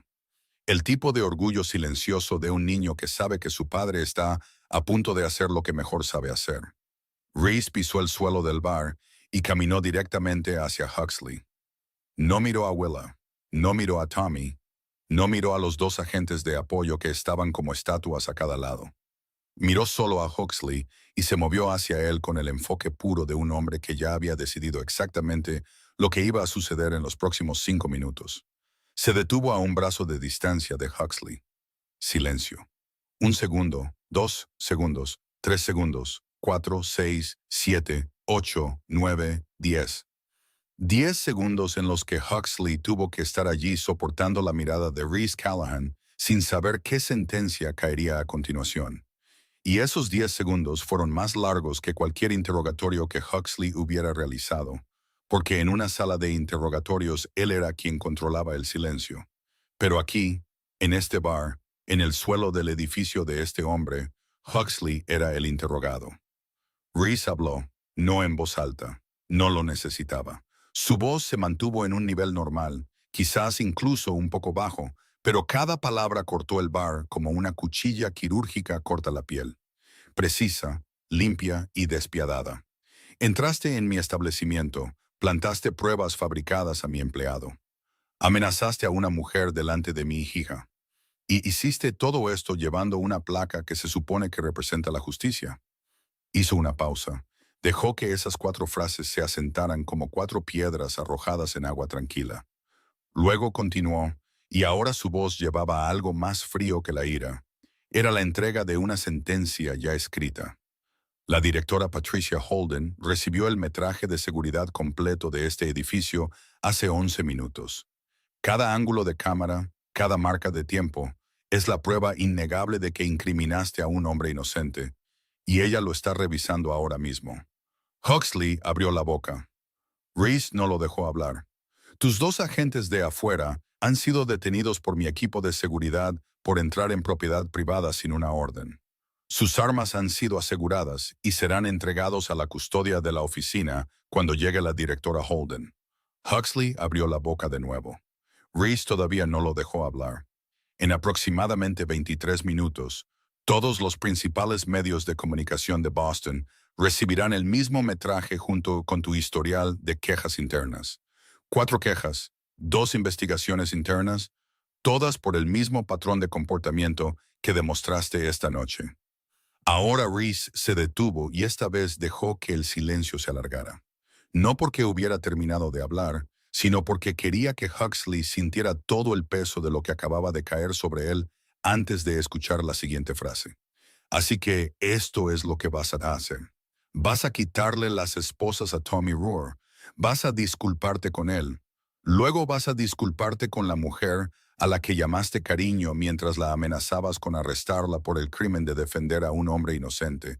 Y luego vas a salir de mi edificio, subir a tu coche y conducir a tu oficina donde la directora Holden estará esperando para discutir lo que quede de tu carrera. Huxley encontró su voz de nuevo, o al menos parte de ella. áspera, delgada y despojada de todo rastro de la autoridad que había llevado antes. No puedes. Reese lo miró y la respuesta llegó en dos palabras, ligeras como el aliento, pesadas como un martillo. Ya lo hice. El teléfono en el bolsillo de Huxley vibró. No quería mirar, sabía quién llamaba, pero no mirar no cambiaba la verdad. Y la verdad era que el nombre Holden P. parpadeaba en la pantalla. Y cada segundo que no respondía empeoraba la situación. Miró el teléfono. Su mano temblaba. No mucho, pero lo suficiente para que Willa lo viera, lo suficiente para que Tommy lo viera, lo suficiente para que todo el bar viera que el hombre con una placa del FBI, el hombre que había entrado en el Obsidian como si fuera el dueño del mundo, ahora estaba allí con una mano temblorosa, mirando un teléfono que sonaba y que tenía miedo de contestar. Huxley guardó el teléfono en su bolsillo sin contestar. Caminó hacia Tommy, cada paso más pesado que el anterior, sacó la llave de las esposas y liberó las muñecas de Tommy sin mirarlo. Sin disculpas, ni una palabra, solo el sonido del metal liberándose y los brazos de Tommy cayendo a sus costados. Rojos, marcados, temblorosos. Tommy no se levantó de inmediato. Se quedó sentado en el suelo, mirando sus muñecas, y no dijo nada. Huxley se enderezó, dio la espalda y caminó hacia la puerta. No miró a Willa, no miró a Sarah, no miró a Reese. Caminó recto, con los hombros rígidos, la espalda recta, conteniendo todo dentro por pura fuerza de voluntad. Porque si se rompía ahora, frente a las cámaras de 20 teléfonos, frente a Reese Callahan, entonces perdería lo último que aún tenía, su orgullo. Las puertas de cristal del Obsidian se cerraron detrás de él, y el bar exhaló. Un hombre en la mesa cerca de la ventana comenzó a aplaudir lentamente, y otro lo siguió. Luego uno más, y el aplauso se extendió por la sala, no fuerte, sino algo más profundo, más pesado. El tipo de aplauso que proviene de personas que acaban de presenciar algo que saben que seguirán comentando años después. Reese no se giró para recibir el aplauso. Se giró hacia Sarah, y por primera vez esa noche, su rostro cambió. No mucho, solo lo suficiente. Lo suficiente para que Willa, todavía arrodillada en el suelo, viera que el hombre que acababa de destruir a un agente del FBI con una voz normal, era también el hombre que ahora miraba a su hija con ojos tan suaves que eran casi dolorosos. 45 minutos después de que Huxley saliera del Obsidian, una camioneta negra se detuvo en la entrada y Patricia Holden salió. No trajo un séquito, ni agentes de escolta, ni un asistente con expedientes, ni un equipo de comunicaciones preparando una declaración. Vino sola porque entendía que lo que había sucedido esta noche no era el tipo de cosa que se delega a subordinados. Tenía 55 años, su cabello plateado corto y prolijo, vestía un blazer gris pálido sobre una camisa blanca, y entró en el Obsidian con el porte de alguien que había dirigido la oficina de campo de Boston el tiempo suficiente para saber que a veces la justicia requiere que la entregues tú mismo en lugar de enviarla por correo electrónico. Nadia la recibió en la puerta y la condujo arriba al piso VIP, sin una sola palabra innecesaria. Reese la esperaba allí, de pie junto a la mesa de cristal, donde la tableta todavía mostraba el metraje. 2 vasos de whisky ya servidos. Holden miró el whisky, miró a Reese y no se sentó. Muéstramelo. Reese giró la tableta hacia ella. Holden vio el metraje en silencio de principio a fin. Cámara 73 en el pasillo de empleados. Luego cámara 74 dentro del vestuario. Huxley entrando, forzando la cerradura, deslizando el paquete de drogas adentro, saliendo. 2 minutos y 40 segundos, claro como una confesión visual. Cuando terminó, dejó la tableta y cerró los ojos durante 3 segundos. Cuando los abrió de nuevo, la neutralidad profesional había abandonado su rostro. Había algo cercano a la ira allí. La ira fría de alguien que había construido una carrera sobre principios y acababa de ver a uno de los suyos arrastrar ese principio por el barro. ¿Cuánto tiempo llevas con esto? Desde hace unos 40 minutos, respondió Reese. Lo suficiente para verificar. no lo suficiente para editar.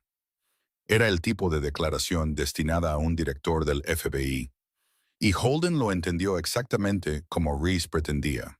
El metraje era real. No lo había tocado, y si ella quería que lo revisaran especialistas en forense digital, él lo aceptaba. Hablaron durante 10 minutos. Nadie en el bar podía oír el contenido, pero Nadia, de guardia fuera de la puerta VIP, notó que ninguna de las voces se elevó por encima de la otra. Sin amenazas, sin negociaciones.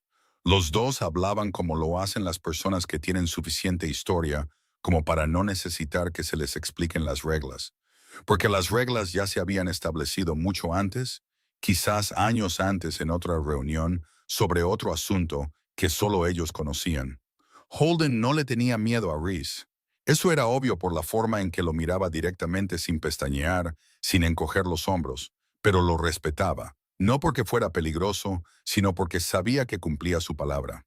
Y en el mundo en el que ambos operaban, cumplir tu palabra valía más que el poder. 10 minutos después, Holden bajó al piso principal. El bar se había vaciado para entonces. La mayoría de los clientes ya se habían ido durante la espera, pero los que quedaban, quizás 15 o 20, habían elegido quedarse porque sabían que la noche aún no había terminado. Tommy estaba sentado en un taburete cerca de la barra, con ambas muñecas todavía rojas por las esposas. El vaso de agua que Nadia le había puesto delante sin tocar. Willa estaba sentada a su lado, hombro con hombro, sin decir nada. Sarah estaba sentada al otro lado de Willa, con los pies sin llegar al suelo porque el taburete era demasiado alto, pero no los balanceaba. Se sentó quieta y esperó porque ya había aprendido que esperar es la parte más difícil del poder. Holden se paró frente a ellos, con la espalda recta, la voz clara, y pronunció cada palabra con el tipo de peso que solo una persona con autoridad real puede poner en el lenguaje. Señor Rohr, señorita Ashford, soy la directora Patricia Holden de la oficina de campo del FBI en Boston. Estoy aquí para informarles que el agente Craig Huxley ha sido suspendido de sus funciones, con efecto inmediato, pendiente de una investigación completa de asuntos internos. La evidencia presentada contra el señor Rohr esta noche ha sido determinada como fraudulenta y por la presente queda anulada. No se presentarán cargos. No aparecerá ningún registro del arresto de esta noche en ninguna base de datos federal. Hizo una pausa. En nombre de la Oficina Federal de Investigaciones, les ofrezco una disculpa formal y sin reservas. Lo que sucedió aquí esta noche fue una violación de todo lo que esta oficina representa. Fue un fallo de supervisión, un fallo de integridad y un fallo personal por parte de un agente que abusó de su autoridad para sus propios fines. Asumo toda la responsabilidad como jefa de esta oficina y les doy mi palabra de que este asunto será investigado a fondo y que las consecuencias serán reales. Tommy lo escuchó todo y no reaccionó de inmediato. Simplemente se quedó allí mirando sus muñecas, mirando las marcas rojas que las esposas habían dejado. Y luego se derrumbó hacia adentro, no cayendo, sino desinflándose como si alguien acabara de sacarle todo el aire. Se inclinó sobre la barra y sus hombros temblaron y lloró sin sonido.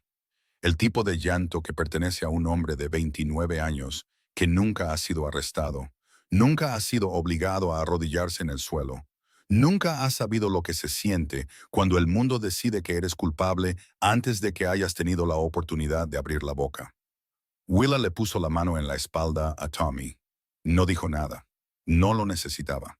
4 años como enfermera de turno de noche le habían enseñado que a veces la gente no necesita palabras.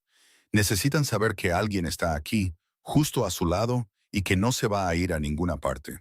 Holden le dio a Willa un breve asentimiento, un asentimiento que llevaba algo cercano al reconocimiento. Luego se dio la vuelta y caminó hacia la puerta. Antes de salir, se detuvo junto a Reese, que estaba al pie de la escalera, a 3 pasos de toda la escena, pero sin apartar la vista de ella. «Estamos en paz», dijo, su voz lo suficientemente baja como para que solo él pudiera oír. Reese no asintió, no negó con la cabeza. Solo la miró con la expresión a la que Holden se había acostumbrado con los años. La expresión que decía, «Nunca estamos en paz, pero te dejaré pensar eso si te ayuda a dormir mejor. Holden salió. La camioneta negra se la tragó y desapareció en la noche de Boston. El bar estaba casi vacío ahora. Nadia apagó la música en silencio porque el jazz, en un momento como este, se habría sentido como un insulto. Tommy todavía estaba inclinado sobre el mostrador. Willa todavía estaba sentada a su lado, con las manos todavía apoyadas en su espalda y sus ojos fijos en la nada, con el tipo de agotamiento que solo las personas que han luchado toda su vida llevan. No agotamiento físico, sino agotamiento del alma. Reese se paró al pie de las escaleras y la miró. Miró sus manos apoyadas en la espalda de Tommy. Suaves pero firmes, manos de enfermera. Manos que habían sostenido a los vivos y despedido a los moribundos. Miró sus hombros, delgados bajo un suéter de segunda mano, pero rectos, siempre rectos. Incluso mientras todo a su alrededor se desmoronaba, miró sus ojos, cansados, rojos, pero no vacíos. Todavía había algo ardiendo allí, pequeño pero no extinguido. El tipo de fuego que el viento no puede apagar, porque ya ha aprendido a vivir dentro de las tormentas. Y Reese Callahan, un hombre que no había mirado a nadie de esta manera en 7 años, no desde Catherine, se dio cuenta de que estaba mirando a Willa Ashford no porque hubiera protegido a Tommy, no porque fuera amiga de Sarah, sino porque le recordaba algo que había pensado que murió con su esposa. La esperanza de que en algún lugar de este mundo todavía hay personas que son genuinamente buenas. No porque se les pague por ser buenas, no porque teman las consecuencias de no serlo, sino simplemente porque no saben cómo vivir de otra manera. Nadia limpiaba en silencio, recogiendo vasos, limpiando la barra, apagando un grupo de luces tras otro, hasta que el obsidian quedó solo con el suave brillo de las luces empotradas sobre el mostrador. Finch se había llevado a Tommy a casa 15 minutos antes. Había caminado entre 2 guardaespaldas que Reese había asignado. No porque Tommy necesitara protección, sino porque temblaba demasiado para conducir, y Reese no dejaba que su gente saliera a la calle en esa condición. Sarah se había quedado dormida en la barra, con la cabeza apoyada en el brazo. La taza de leche caliente que Nadia le había preparado se había enfriado a su lado. En el sueño, su rostro se había suavizado por completo. Ya no había barbilla levantada, ni mirada aguda de la niña que acababa de derribar a un agente del FBI. Solo una niña de 12 años, demasiado agotada para llegar a casa antes de quedarse dormida en el bar de su padre cerca de la medianoche. Barrett estaba a 3 pasos de ella, observando, porque ese era su trabajo, y se quedaría allí hasta que Reese le dijera que parara. El bar estaba vacío, y Reese Callahan hizo algo que nunca había hecho en los 15 años que había sido dueño del edificio. Bajó al piso principal, pasó por la barra y se sentó junto a Willa Ashford en la esquina de la habitación. En la misma pequeña mesa donde se había sentado al principio de la noche con un vaso de refresco y $14 en su cartera. Willa no lo miró de inmediato.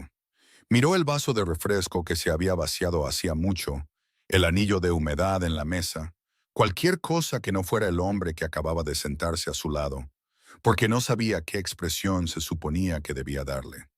Gratitud, miedo, curiosidad. Sentía las 3 a la vez y no le quedaba energía para ninguna de ellas. Se sentaron en silencio. 30 segundos. 1 minuto. Un silencio que no era incómodo porque ambos eran personas acostumbradas al silencio. Él porque era un arma. Ella porque era un refugio. Reese habló primero. Sin preámbulos, sin rodeos, sin saludos educados porque no era un hombre educado, y ella estaba demasiado cansada para la cortesía. Finch me dice que tu madre está enferma. Willa se puso rígida. Lo sintió en sus hombros, en su cuello, en su mandíbula. Ese reflejo defensivo instantáneo de alguien que había pasado 4 años rechazando cada oferta de ayuda. Porque aceptar ayuda significaba admitir que no era lo suficientemente fuerte para cargar con todo sola. Y admitir eso significaba el colapso. Y el colapso significaba que su madre no tendría a nadie. Pero ahora, sentada en un bar vacío cerca de la medianoche, después de enfrentar al FBI, después de encontrar a Sarastor, después de llorar más en una noche que en todo el año pasado, Willa no tenía la fuerza para levantar el muro de nuevo. Estaba demasiado cansada para fingir. Se está muriendo, dijo, su voz plana, desnuda, despojada de emoción excesiva porque ya había agotado toda su emoción. Cáncer de pulmón en fase 4. Hay un nuevo protocolo de inmunoterapia que podría ayudar. Quizás comprarle unos años más, quizás más, pero el seguro no lo cubre. Y no puedo pagar 14,000 al mes con el sueldo de una enfermera que se redujo a la mitad porque presenté una queja sobre la dotación de personal insegura. Se detuvo.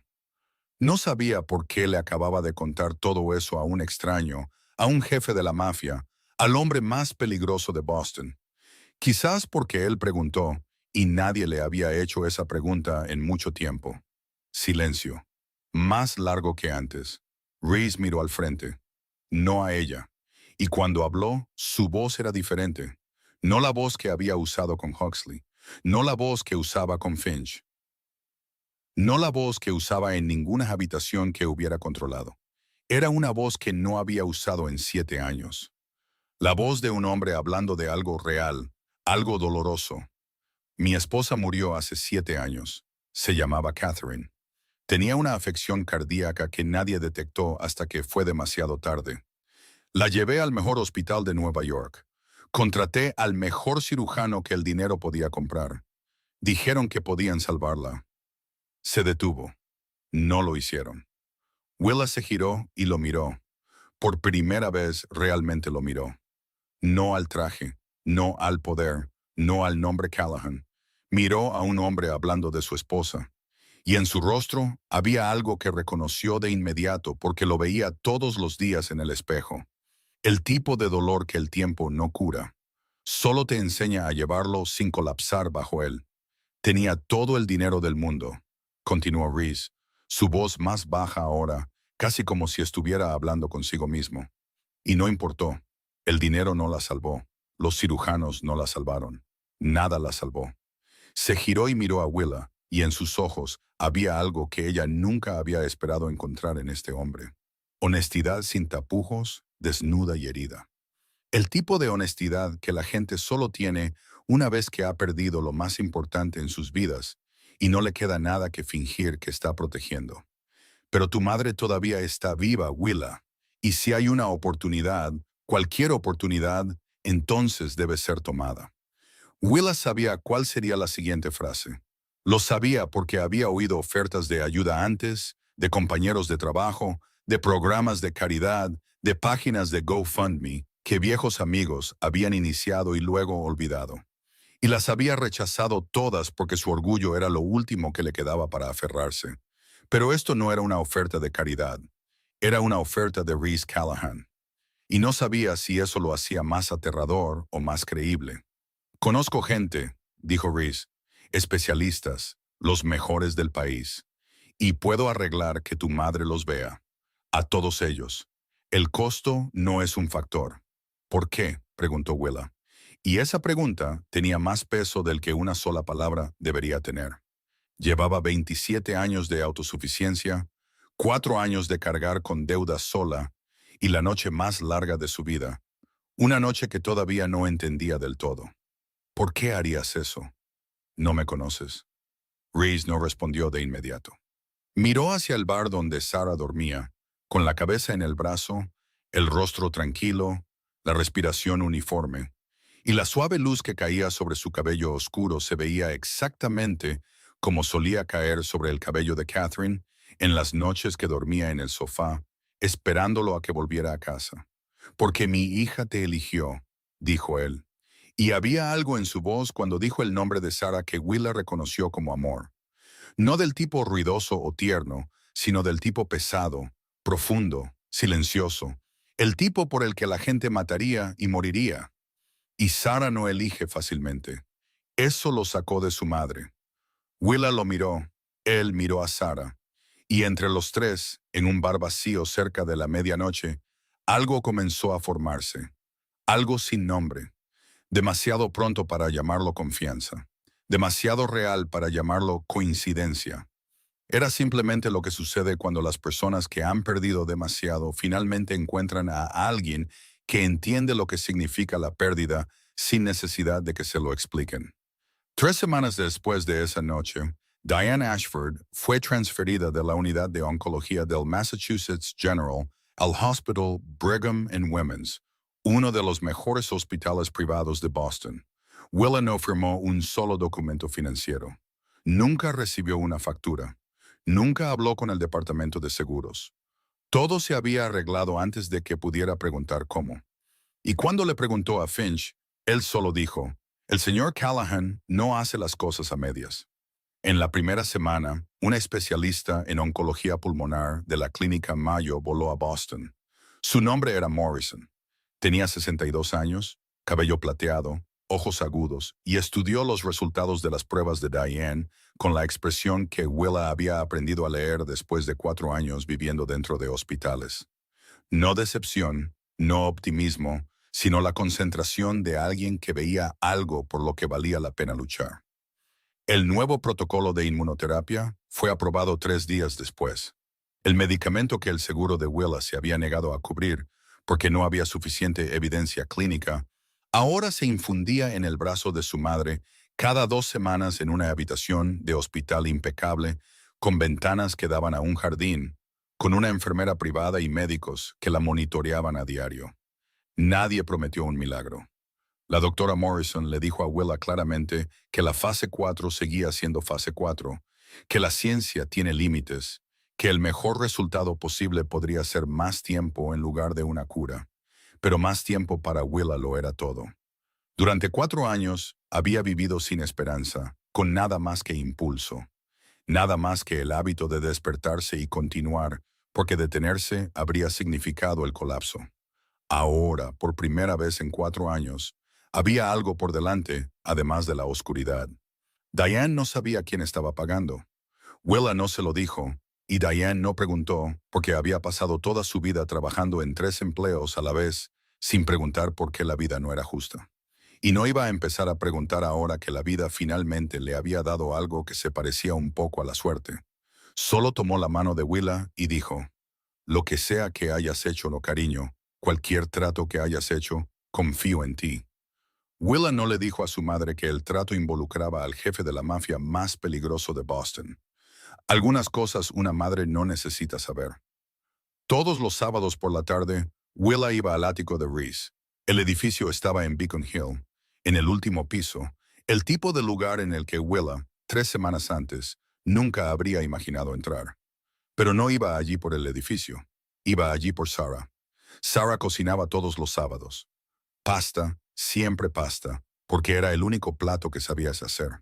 Y lo hacía con la confianza absoluta de una niña de 12 años a la que nunca le habían dicho que sus fideos estaban demasiado cocidos y su salsa demasiado salada. Willa comía cada bocado cada vez, no porque estuviera delicioso, sino porque Sarah estaba de pie junto a la mesa mirándola comer con esos ojos expectantes. Y Willa habría comido cemento si eso hacía que esos ojos se iluminaran. Después de la cena, escuchaban música. Chopin, Debussy, a veces Satie. Sarah abrió el piano en la sala de estar, el piano de cola que Catherine solía tocar, el piano que no había tocado en 7 años porque todavía olía a su madre. Pero el segundo sábado, Sarah se sentó en el banco del piano, miró a Willa y dijo, me dijiste que un día lo tocaría y ya no sería triste, que sería una conversación. Luego tocó el nocturno número 9, la pieza que Catherine solía tocar. Sus dedos temblaron en las primeras notas, pero a la mitad se estabilizaron, y la música llenó la habitación como algo vivo, respirando, recordando. Willa lloró, Sarah lloró, y ambas rieron a través de sus lágrimas, porque esta era la conversación que Willa había prometido. La conversación entre una niña y su madre muerta traducida a través de las teclas del piano.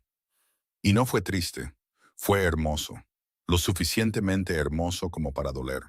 Hablaban de todo, de la escuela de Sarah, de los pacientes de Willa, de libros, de películas, de cosas tontas de las que nunca habían hablado por texto, porque el texto era donde guardaban las cosas pesadas.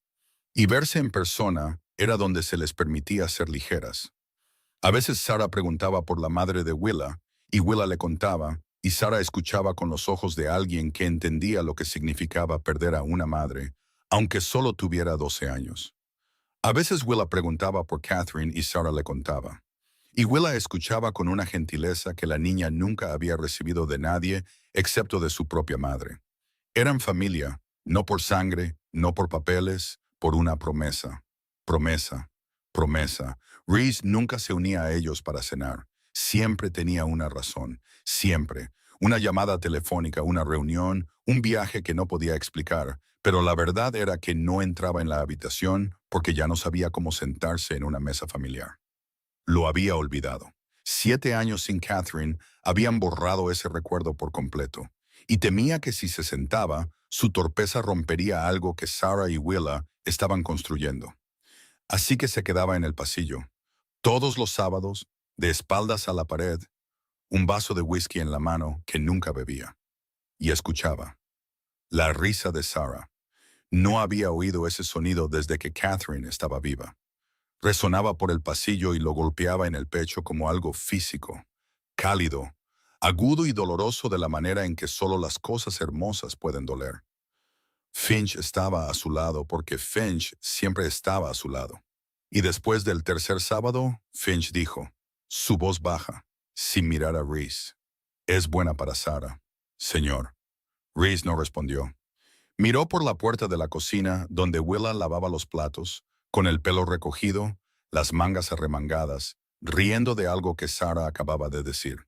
Se veía diferente, no completamente diferente, todavía delgada, todavía cansada, todavía llevando los moretones de 4 años de lucha sin parar. Pero algo había cambiado en sus ojos. Eran más brillantes, no brillantemente iluminados, pero lo suficientemente brillantes como una lámpara que alguien finalmente había vuelto a encender después de demasiado tiempo en la oscuridad. Y Reese se dio cuenta, de pie en el pasillo de su propio ático, de que estaba mirando a Willa Ashford, no como la amiga de su hija. La estaba mirando de la misma manera que había mirado a Catherine 10 años antes en una cafetería en Charles Street. La primera vez, cuando no sabía su nombre, no sabía quién era, solo sabía que había algo en ella que lo hacía querer detenerse. Y Reese Callahan nunca se detenía por nadie. Se dio la vuelta antes de que Willa pudiera verlo en la puerta.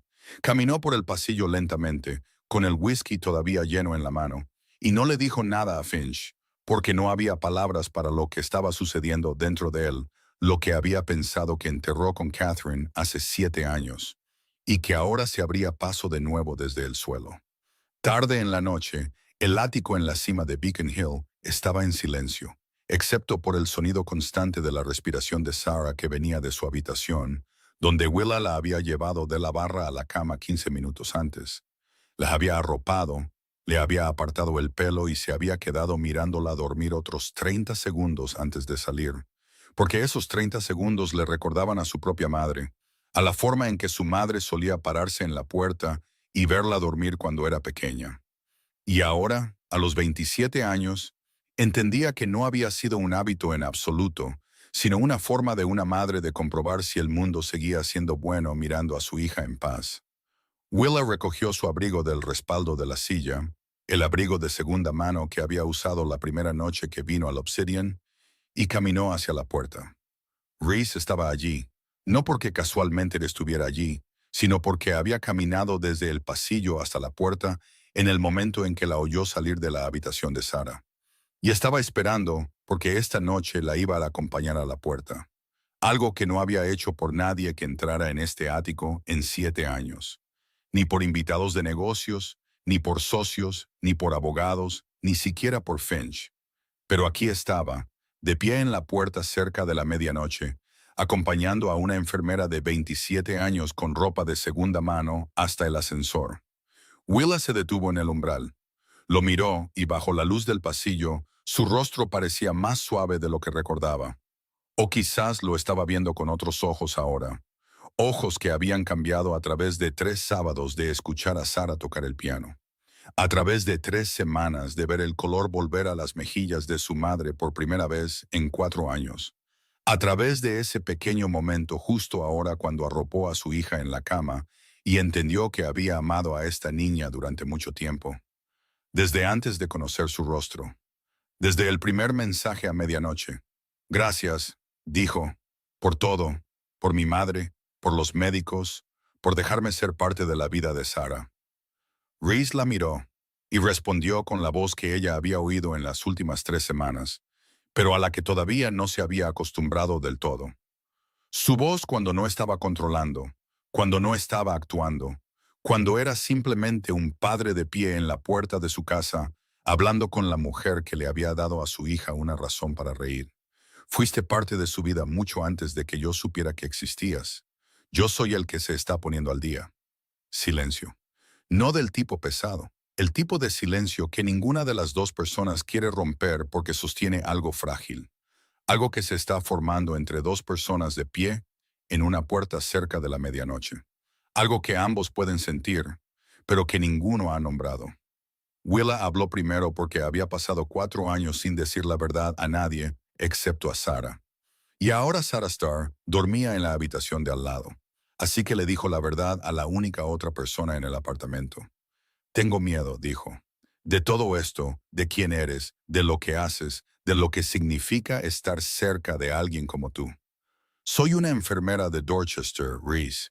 Ceno fideos instantáneos y tomo el autobús para ir al trabajo. Este no es mi mundo. Reese no discutió. No dijo, no tengas miedo. Porque no le mentía. Nunca le había mentido.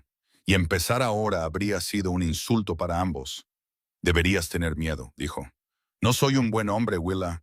He hecho cosas que te mantendrían despierta por la noche si las supieras. He construido todo lo que tengo sobre cimientos que la mayoría de la gente llamaría imperdonables. Y no voy a pararme aquí y fingir lo contrario. Hizo una pausa, y cuando volvió a hablar, su voz cambió, más ligera, más lenta, como si cada palabra fuera levantada de algún lugar profundo dentro de él que no había abierto en mucho tiempo. Pero soy honesto, y honestamente, eres la primera persona en 7 años que me ha hecho querer ser mejor de lo que soy.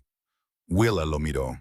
Él la miró. El umbral entre ellos era menos de un paso de ancho, pero contenía todo lo que los separaba. Su mundo y el de ella, su oscuridad y su luz. Y ambos sabían que cruzar ese umbral lo cambiaría todo. Willa no lo cruzó. No esta noche. Asintió una vez, ligeramente, y en ese asentimiento había algo más que un adiós. Algo cercano a oigo lo que dices, y aún no estoy lista, y no estoy diciendo que no. Todo a la vez. Se dio la vuelta y caminó hacia el ascensor. Reese se quedó en la puerta viéndola irse. Observó su espalda, pequeña dentro del abrigo de segunda mano, y siguió observando hasta que las puertas del ascensor se abrieron. Ella entró, se volvió para mirarlo por última vez y las puertas se cerraron. Se quedó allí otros 3 segundos mirando las puertas cerradas del ascensor. Luego se dio la vuelta y volvió a entrar. Finch estaba al otro extremo del pasillo. Por supuesto, Finch estaba al otro extremo del pasillo. Siempre estaba allí. Señor. Reese pasó a su lado, su voz plana de nuevo, controlada de nuevo, tranquila de nuevo, como si los 30 segundos en la puerta nunca hubieran sucedido. Despeja mi agenda para mañana por la noche. Razón, voy a cenar con mi hija y su amiga. Finch no reaccionó de inmediato. Se quedó allí medio segundo, observando la espalda de Reese mientras caminaba por el pasillo. Y luego hizo algo que nunca había hecho en 15 años de servir a Reese Callahan. Sonrió, pequeña, breve, casi invisible, pero estaba allí. Porque Finch había estado al lado de Reese desde antes de Catherine, durante el funeral de Catherine, durante los 7 años de silencio después de Catherine, y había empezado a creer que parte de Reese había muerto con ella. Pero esta noche lo había visto en la puerta, en la forma en que Reese observó a la chica hasta que las puertas del ascensor se cerraron, en la forma en que dijo su amiga, su voz suavizándose incluso por una décima de segundo. Finch no era un hombre romántico, era el hombre más práctico en cualquier habitación en la que entrara. Pero sabía que Reese Callahan acababa de decidir sentarse en una mesa para cenar por primera vez en 7 años. Y esa decisión no fue por la pasta fría de Sarah. En la habitación, Sarah dormía profundamente. En su mesita de noche, su tableta se iluminó una vez y se apagó de nuevo. El último mensaje que había enviado antes de quedarse dormida todavía era visible en la pantalla. Buenas noches, Willanote. Nos vemos el sábado. Haré pasta de nuevo. No me digas que está mala. Sé que está mala, pero te la comes de todos modos. Y por eso eres mi persona favorita. Y en el autobús nocturno de vuelta a Dorchester, Willa se sentó junto a la ventana viendo pasar las luces de la calle de Boston. Y por primera vez en 4 años, no contó cuánto dinero le quedaba en la cartera. No calculó qué factura llegaría primero. No hizo una lista de lo que tendría que sacrificar esta semana para que su madre viviera un mes más. Simplemente se sentó allí, mirando las luces de la calle, pensando en una niña de 12 años que hacía una pasta terrible, un hombre de pie en una puerta viéndola irse, y una promesa que había cumplido. Si alguna vez nos conocemos, ¿crees que seguiríamos siendo amigas? Creo que seríamos familia. Promételo. Lo prometo. El poder no necesita anunciarse. Solo necesita saber cuándo actuar. Pero a veces, lo más poderoso que un hombre puede hacer no es destruir a su enemigo. Es abrir la puerta y dejar entrar a alguien. Reese Callahan construyó un imperio a través del control. Pero Willa Ashford le enseñó algo que ni el dinero ni el miedo podrían comprar jamás. Que la fuerza no es nunca desmoronarse, sino desmoronarse y aún así volver cada día. Por la gente que amas, por las promesas que has cumplido, por la pequeña luz que te niegas a dejar que se apague. Esta historia no es solo sobre la mafia o el FBI o el poder. Es sobre personas reales con dolor real que se encuentran en un mundo que no fue diseñado para ser amable con ellas. Es sobre una enfermera que no tenía nada excepto coraje. Una niña de 12 años que no tenía nada excepto un corazón que sabía amar a la persona correcta. Y un hombre que pensó que había olvidado cómo sentir hasta que los dos le recordaron que sentir no es debilidad. Es el mayor coraje que un ser humano puede tener. Si esta historia te conmovió, si te recordó a alguien que apareció en tu vida cuando nadie más se molestó en mirar, por favor, dale a me gusta para apoyar el canal. Comparte este video con las personas que crees que necesitan escucharlo. Y si aún no te has suscrito en nuestro canal, por favor, suscríbete ahora para no perderte nuestras nuevas historias cada día. Queremos saber de ti. ¿Cómo te hizo sentir esta historia? ¿Quién fue la persona que te defendió cuando pensabas que estabas completamente solo? Compártelo en los comentarios de abajo. Leemos cada comentario y cada una de sus historias merece ser escuchada. Gracias por estar aquí hasta el final. Le deseamos a cada uno de ustedes que ven este video buena salud, una vida feliz y paz en cada día por venir. Adiós y nos vemos de nuevo en el próximo video.